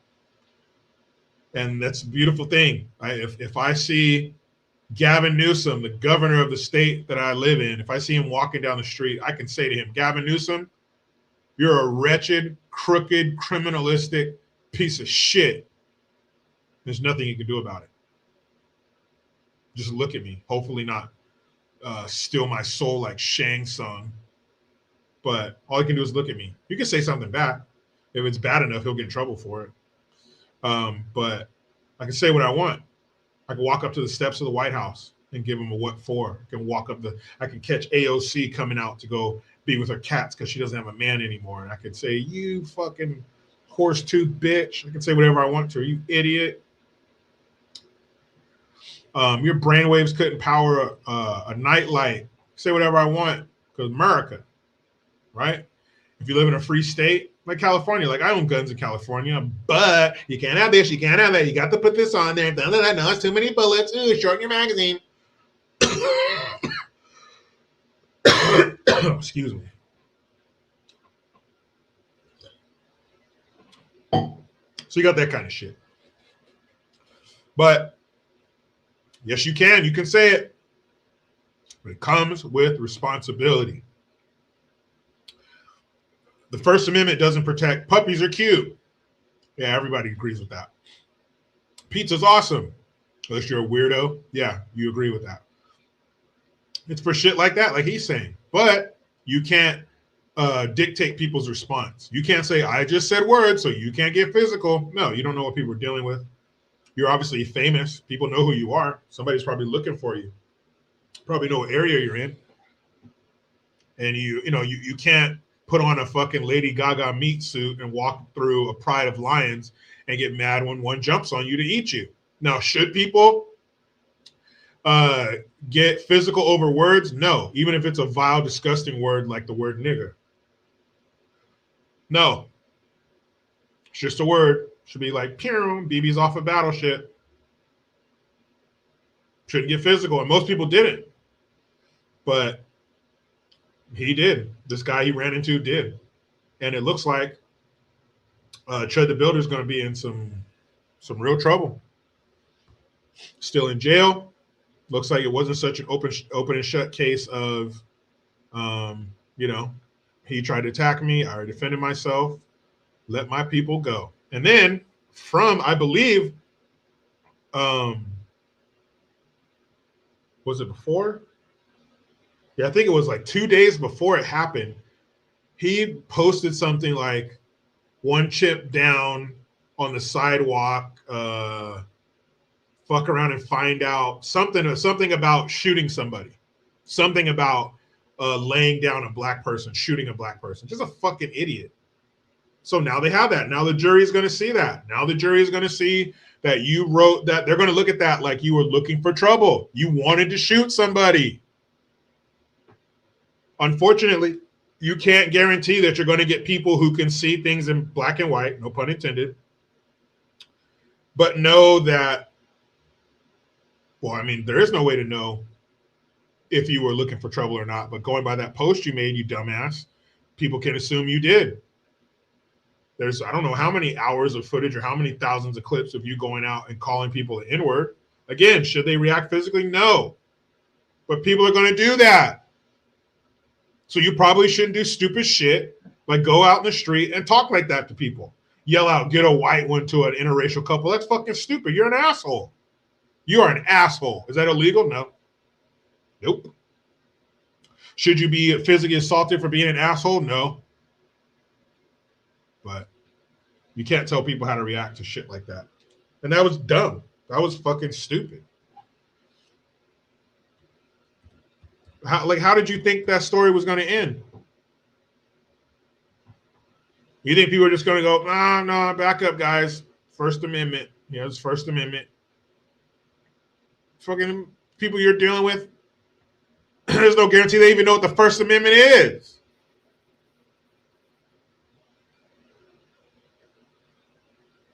Ooh, wee.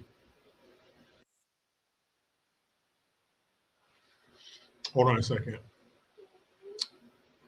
I'm getting. Oof. Okay, here we go. So I'm going to show you the video of Chud the Builder being read what his bond is.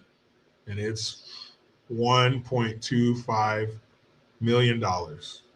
So he has to come up with $125,000. And I don't know, what his finances are like. I saw that they think they had Fucking alien test.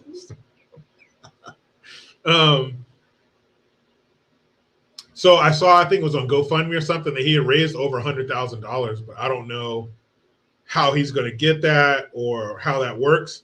That was a couple of days ago. He's still in jail. I checked before I started my live stream, and he's still in jail. So how long does it take to get that money in his hands? Or I don't know what the fuck's going on, but you'll see here in this video, this clip on Instagram, just look at his face when the judge tells him how much it is. He closes his eyes and he's like, almost like he thought he was going to be out of here. He thought that the judge would be like, no, it's First Amendment right. You say what the fuck you want. Get out of here, son. I don't know. It's just a second, but you know body language. You know what the fuck's going through his mind. Watch his face. Oh shit. Bond at 1.25 million, based upon the fact those that many eyes. people in the courtyard were here at the courthouse, and the seriousness of all his felonies and his bond status. Okay. Yes, sir. So bond. Watch his fucking eyes. He just closes his eyes for like 2 seconds, like, fuck. At 1.25 million, based upon the fact that many people in the courtyard were here at the courthouse, and the seriousness of all these felonies. Yeah, and basically, he's telling him, "Hey, you've been charged with attempted murder, reckless endangerment, discharging a firearm outside of a courthouse, like all this shit." And like he was just like, fuck. Like he thought he wasn't going back in there. He thought that after this, they're going to take him in a room, give him his clothes back. He can go home, shower, eat some food, some decent food. Sucks, man. I mean, you would think that that it would be that cut and dry. And when I say it sucks, not so much for him, because he put himself in a situation, but just for the situation in general, where free speech should be, I can say what I want. And you can, but the thing is, you cannot gauge people's response. Tobster says, they are saying a black guy who did a random 187 was in the same courthouse and got $250,000 bond for a 187 charge. Victim is alive. True. Or that may be true. I'm assuming that's true. But unfortunately, that judge was probably weighing what would happen in that town if he did let him go. That if he did, it would be a scene out of A Time to Kill outside of that courtroom. And if he did, he's right. The judge, if that's what the judge thought, the judge is right. Because those fools, racist influencer, racist YouTuber shoots black man, judge releases him. Those fucking idiots are going to be down there acting a fool. What up, Aaron M? He says, I heard that he was just singing a Public Enemy song. Yeah, well, some of those lyrics are questionable for public consumption. Again, in your earbuds, fight the power. Blaring on a JBL where everybody can hear it, probably not. Again, I've used this analogy before. It's all about time and place. If I go into the bathroom at your house, if I'm over at your house, hey, where's your bathroom? Oh, right down there. And I piss in your toilet, and I flush the toilet, wash my hands, and I come out, no problem. But if I don't ask and I just stand there and I piss in your living room, well, now everybody's staring. What the fuck you doing? Probably going to get tackled. I can't come over anymore. Who's cleaning up the piss? It's a big problem. It's all about location, location, location. And the judge was saying that, there were a lot of people outside, and maybe there were. It was a courthouse on a Wednesday. Maybe there were a lot of people out there, and somebody could have been seriously injured or killed. That's another thing you have to take into consideration, the responsibilities I talked about that come with your rights. Do you have the right? Alien Testosterone says, JG clearly pees on the seat. Alien Testosterone, you clearly pee on your balls because people in the Army have small dicks. So there you go. I'd rather be a seat pisser than a ball pisser. So there's your responsibility. Do you have the right to pull out and go blam blam in these free states like Tennessee? Yeah. But if there's people standing behind your target, should you? No. So there's a responsibility that comes along with these rights. Maybe that's part of it. He endangered other people. And that's a no-no too. But let's say, there wasn't, but let's say there was a school bus behind the guy. Should you pull out and shoot his ass with that behind the target? No. Aaron M says only black people can say that word in America. And I don't agree with that. I don't like that. When you take things away from everybody and only give it to certain people, that creates animosity. I don't like that. I don't like the word at all.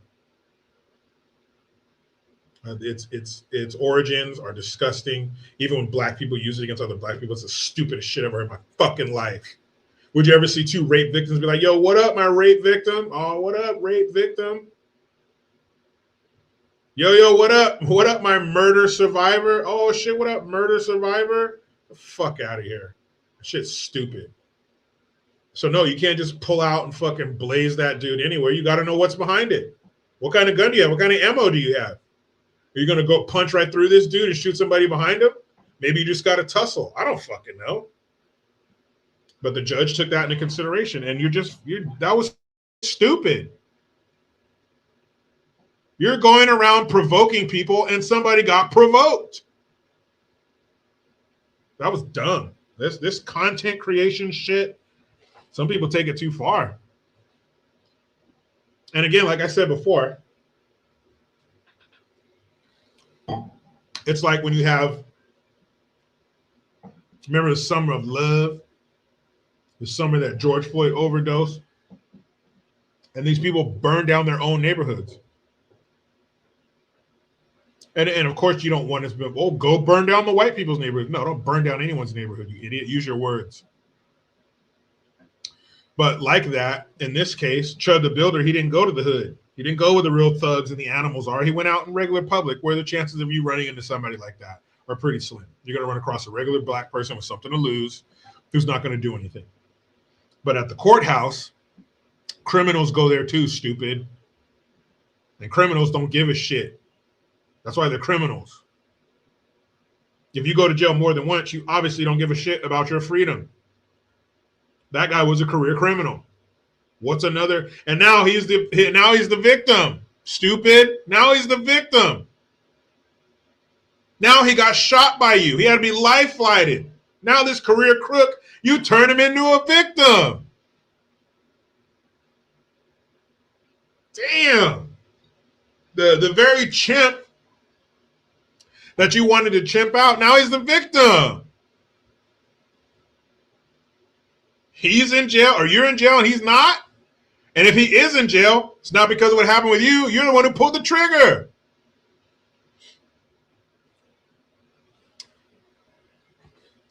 Daniel Kier, I'll just call you Daniel, says he didn't provoke anyone. He was just walking down the road. Are you being sarcastic? Are you being facetious? That just wasn't smart, man. Just wasn't. And doy, that's what you get. That's not smart, man. Not at all. Not at all. And I you know, what's it going to be like in jail? Because I did a video on this, and one of the things that I mentioned was on the West Coast, it's all about race when you're in jail or in prison.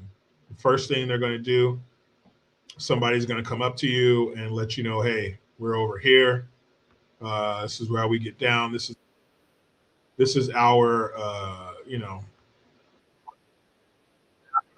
where we sit to eat, everything. They're going to give you the rundown because, you know, this is the black folks table and this is the white folks table and the Asians and whoever else, because it's all about race. Everybody has their own, I'm talking like down to their own toilet, phone, where they watch TV, everything. It's all about race. You stick to your race, rules for everything.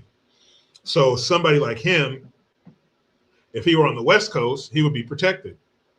because all the whites would look out for you. And he doesn't have any what they call bad charges. It's nothing involving women or children. He's not a pervert.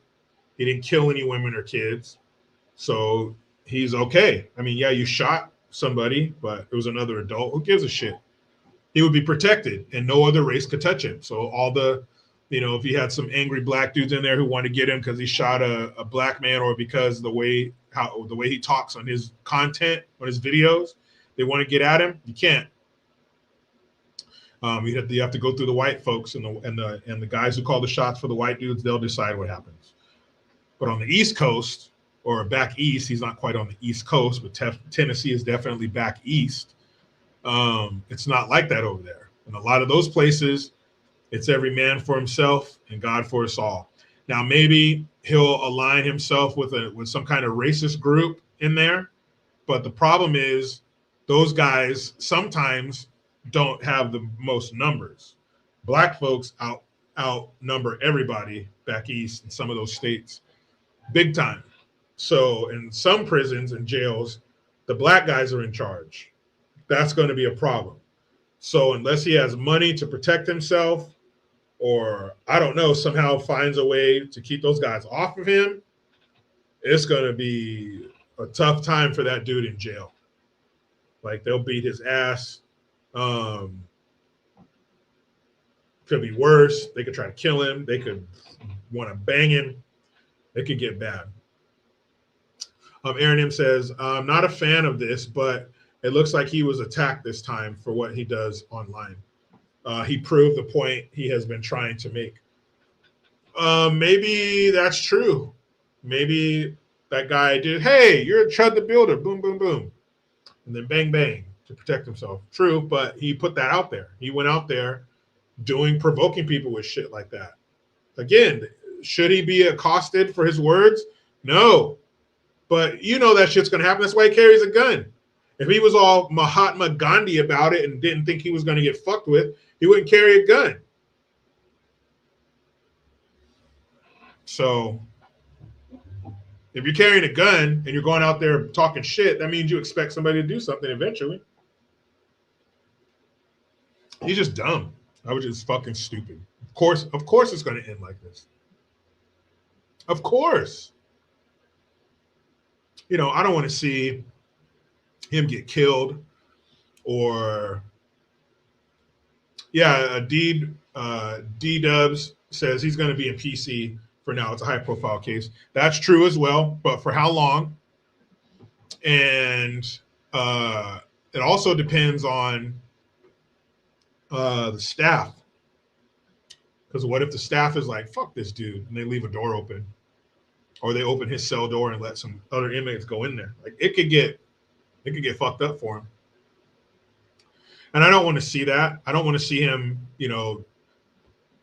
breaking news, Chud the Builder, showing a picture of him all beat up, or him getting killed, or him getting sexually assaulted, because that shit happens all the time in there. I don't want to see that happen to him. That's terrible. Terrible. I think that dude who fought him or whatever happened outside the courtroom, that's enough. I don't think anybody should be beating on him or try to kill him or anything like that. That's fucked up. I mean, it is just a word, but it just wasn't smart. What do you think, fool? But I don't want to see anything else happen to him. But if you thought you had a target on your back before, yeah, you really got one on you now. So I would recommend probably finding some other content creation. And then now, when he gets out, he's going to go on the, the podcast circuit. Chud the Builder. So what happened? Oh, man, blah, blah, blah, blah, blah. So you're just going to make him a bunch of money. So, here, how about this? How about it? Cash me outside. How about it? Okay, so Tony Hinchcliffe, roast of Kevin Hart, joke. I'll play the joke for you. And then I'll play this fucking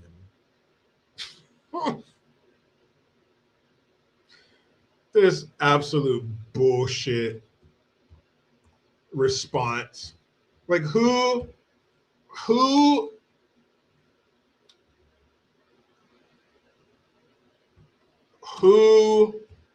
organized this press conference? Who put the podium out there? Who plugged in the microphone?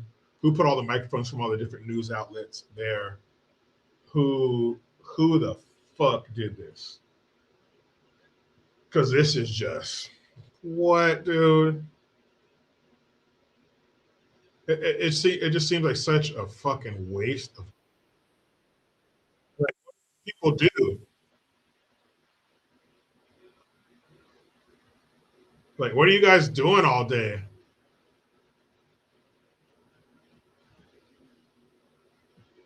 I just don't get it. Like, what are these people's job? I don't get it. Hold on.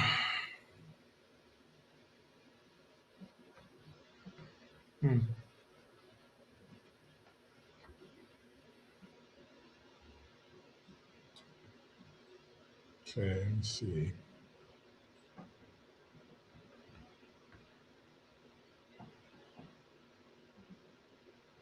Trying to find the Hinchcliffe joke.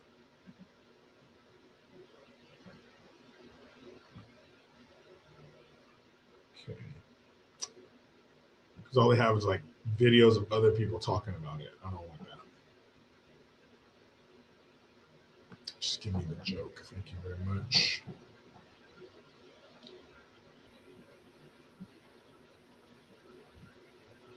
Da, da, da, da, da, da. Da, da, da, da. There we go. I think. Okay, here we go. So here's Tony Hinchcliffe's joke, and then I'll play the ridiculous response to it. Fucking stop. Ugh, these people for real? Wait, when they left the press conference, where did they go? What do they do? Are these serious people? What do they do for a living? All right, Tony. And the black community is so proud of you. Right now, George Floyd is looking up at us all, laughing so hard that he can't breathe. So that was it. That was the joke. The black community is so proud of you, Kevin, that George Floyd is looking up at us, laughing so hard that he can't breathe. That was the joke that he made about a dead junkie. That was it. So now, how about this? Now, you heard that joke. It was a good joke, but definitely not one of the more like, oh shit jokes I've ever heard on a roast, but it was a good joke. But look at the response. Here's where it gets fucking ridiculous. All this for a joke. Laughing matter. We are here today to call your attention to the fact that an egregious. Oh shit! What am I doing?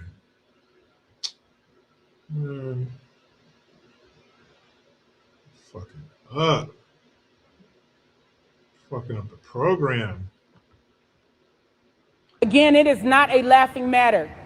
We are here today to call your attention. Hold on a second. Who the fuck is she? What until we're all free? Is that free from what? I don't see any chains. I don't see anybody out here making sure I don't leave the premises. Free from what? Who the hell is that? Who is that doofus in the members only jacket? Who is that lady holding the poster? Who made that poster? Where is this? To the fact that an egregious, disgusting joke was made about George Floyd. Here we are. Who gives a fuck about George Floyd? He was a crackhead, right? He was trying to pass the counterfeit 20. He was high on drugs. Didn't he stick a gun in the belly of a pregnant woman once? So who gives a fuck about George Floyd? His family didn't. They never visited him or gave a shit about him until he turned into a life-size lottery ticket. Are about to memorialize George Floyd for year 6 after his brutal murder at the hands of the Minneapolis Police Department, our community is still experiencing grief and trauma. We have what? What community? Who in the hell is feeling grief and trauma over that fucking smoker? His own family didn't give a shit. His own family turned their back on him. He was living with other people. Had his roommates never met his family. But the community is traumatized and shaken. young people in our community who were children at the time. They're now teenagers, still dealing with the impacts of the police killing of George. Oh, yeah? Let's see, what's going to impact them more? Some crackhead who got killed when they were kids, or their friend who just got killed yesterday? George Floyd. And instead of allowing our community to grieve in peace, to celebrate George Floyd in peace, we have Netflix comedians making light of the brutal killing of George Floyd. Again, it is not. Bitch, shut up. Allowing us to grieve in peace? Grieve? What does that look like? Cry or some shit? Should I go get a black veil? Grieve in peace. He wasn't fucking related to me. The people who were related to him didn't care. Why should I? Grieve in peace. I didn't know him. My last name's not Floyd. It is unacceptable and it is unconscionable. Tony Hinchcliffe made a grotesque joke saying that George Floyd. Did you just laugh at that joke? Was it so funny that you just laughed at what you're fucking bitching about? What did you just laugh at?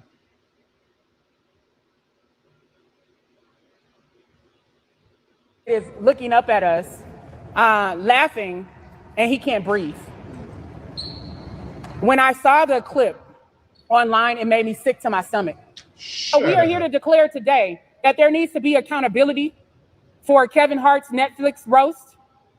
It is unacceptable. Uh-oh, Netflix. Get that checkbook out. Get up that checkbook, Netflix. That's what they want. Hey, it's cheaper to just pay them and make it go away, right? Pay that money. She was sick to her stomach. She was sick to her stomach when she woke up and saw the clip of a Kevin Hart roast of a joke that somebody made about George Floyd. She was, quote, sick to her stomach. Let's see, George Floyd, Minneapolis. That's in Minnesota, right? So I wonder if that lady and others like her were sick to their stomach when a few years ago, a mother during the wintertime left a space heater on so she could, quote, get her club on, and the space heater tipped over because, 6 kids in the house. And one of the kids tipped the space heater over, and it ignited the house, and all 6 children burned to death. And some of the children were found under the bed where they were trying to hide and get away from the smoke and the heat. So the firefighters, they had to go in there and count all the little charred bodies. Some of them might not have been recognizable. And then they got to move their bed out of the way and find 2 or 3 of them dead under the bed, maybe burned, partially burned, maybe no burn, just smoke inhalation, but a pile of dead children. But I wonder if she was, quote, sick to her stomach when she heard about 6 black children perishing in a fire. One of the worst ways in the world to go, being burned to death, while their black mother went and got her groove on. So how was your stomach then? Oh, probably wasn't that sick then. You probably didn't get sick to your stomach when those 6 black kids burned to death because their shit mom wanted to go out and drink fucking hen. But you were sick to your stomach because a grown man took too much fucking drugs and did crackhead shit. Who put that press conference together, who got the podiums and the microphones and that stupid poster. Who put this together? Who is that lady? Who are the dummies behind her? And why are they not smart enough to not fall for this shakedown? That's what it is. It's a shakedown. This is going to go viral.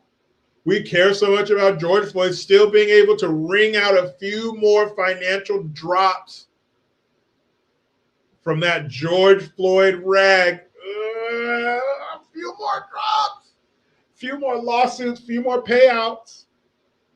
You sons of bitches. But I didn't think the joke was that offensive. Also, it's a roast. Shit gets bad.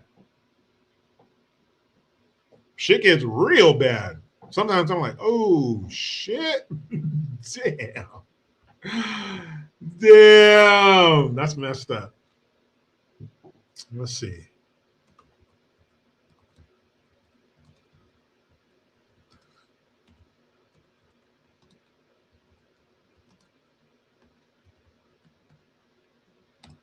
Let's see here, kids. California death row inmates watching porn on taxpayer-funded tablets, evading security controls. Yes, they're jerking off. Jerking off while you're working hard. Condemned prisoners in California's death row are partially filling their time by watching pornography and engaging in lewd conversations using taxpayer-funded tablets.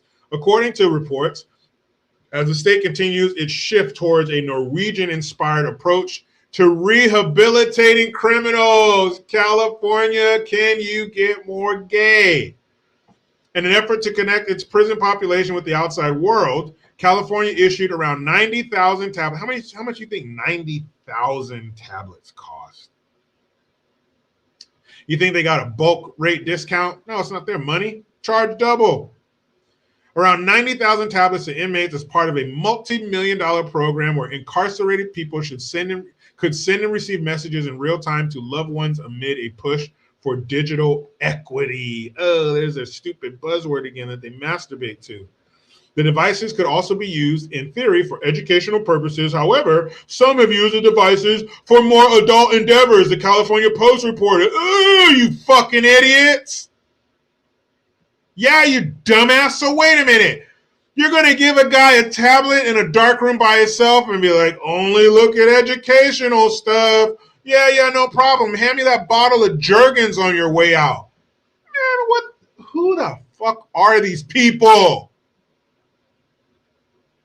Of course they're jacking off. You leave a guy in a room long enough with internet access, he's going to jack off. Hello, you fucking idiots. What? Bruh. You're on death row. You're going to die. You don't get to jack off. You better jack off to your memories. A taxpayer-funded tablet and your squirt on my...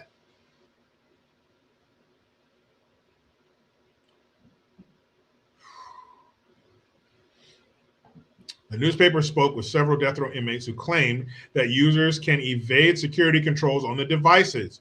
Robert Morey, a serial rapist who strangled and killed at least 3 women in the 1980s, told the newspaper that he viewed pornography on his taxpayer-funded digital tablet. Why is he still alive if he raped and strangled 3 women in the fucking 80s? You can rape and kill 3 women and jack off in privacy in the state of California. Inmates use the tablets to send nude images and watch porn. He said from a state prison facility in Stockton. If you want to know anything about Stockton, California, imagine California is the human body. Stockton is the taint. Many watch through a video chat application where an inmate can call someone on the outside who can put porn on their TV for the inmate to watch. You Dumb assholes. You stupid, dumb assholes. You think they're not going to find a way to jack off? And fine, jack off all you want, but not when I'm paying for it. In one instance, Maury said he received a topless photo from a 22-year-old German psychology student who was, quote, hoping that I would share my story with her for her class project. He also claimed he flirted with her for a while. Samuel Amador, another serial killer sentenced to death, says porn videos are delivered in short 30-second clips and that inmates also have sexually explicit conversations through their tablets. I watch porn in short clips of my family at the beach, he told the Post. We get around their bullshit, he said, regarding the explicit exchanges. Well, yeah, you stupid ass. They have nothing but time. They should be dead already. Nathaniel Ray Diaz, a convicted child sex offender, allegedly made thousands of calls to a girl he was accused of sexually abusing and threatened her with a gun from inside Avenel State Prison. Authorities said. Prosecutors said he told the girl to send him sexually explicit images, which he received through a third party. Why are they still alive? Jamar Tucker, an inmate at High Desert State Prison convicted of killing 3 men, said he has received videos of women dancing in a thong despite rules that prohibit such material. He uses racy photos for sexual pleasure, he added. Yeah, no shit, Jamar. You could have left that part out, Jamar. We knew you're jerking off. While the tablets themselves are provided at no cost to the inmates, usage fees apply. Messages cost 5 cents per text and video calls cost 16 cents per minute, according to the California Department of Corrections. Murderers and rapists, literal murderers and rapists, are jacking off for free in HD 1080p porn for monsters. 90,000 tablets, multi-million-dollar program. Cracked Rock. I'm watching Jericho from the Slammer right now. Yeah, right, man. If you are, don't drop the soap. Generally specific, what's up? What else do you say? What else do you say? That'd be like back in the day before the internet, them sending out 90,000 porno magazines. You don't get the amenities of freedom. You don't get to watch porn, jerk off, and lay around in your cell. They should be doing hard labor. They should be doing hard labor until they collapse in the sun, and then go back in, rinse and repeat, do it again until you get free. That might stop them from coming back. But all these guys have been on death row for decades. Why are they still alive? Why? Why does a man who raped and strangled 3 women in the 80s still get to draw breath? California, you fucking suck. Well, guys, I gotta go. My daughter's gonna be home from her tournament. I'm very proud of her scoring the winning goal. My wife said she scored a bunch of points. She's awesome, just like I tell her she is. But what do I know? I'm just dad, right? I don't know shit. You couldn't fill a thimble with what I know. But I thank you guys for being here. I appreciate it. Thank you for your time, your questions, your comments, all that shit, hanging out on a Saturday afternoon. 140 of us. Imagine being in a room with 139 other people. That's what we're doing right now. But you know how it goes. I try to be done with the left, but they just won't let me. And hey, if you don't remember anything else we talked about, remember this. Fuck us!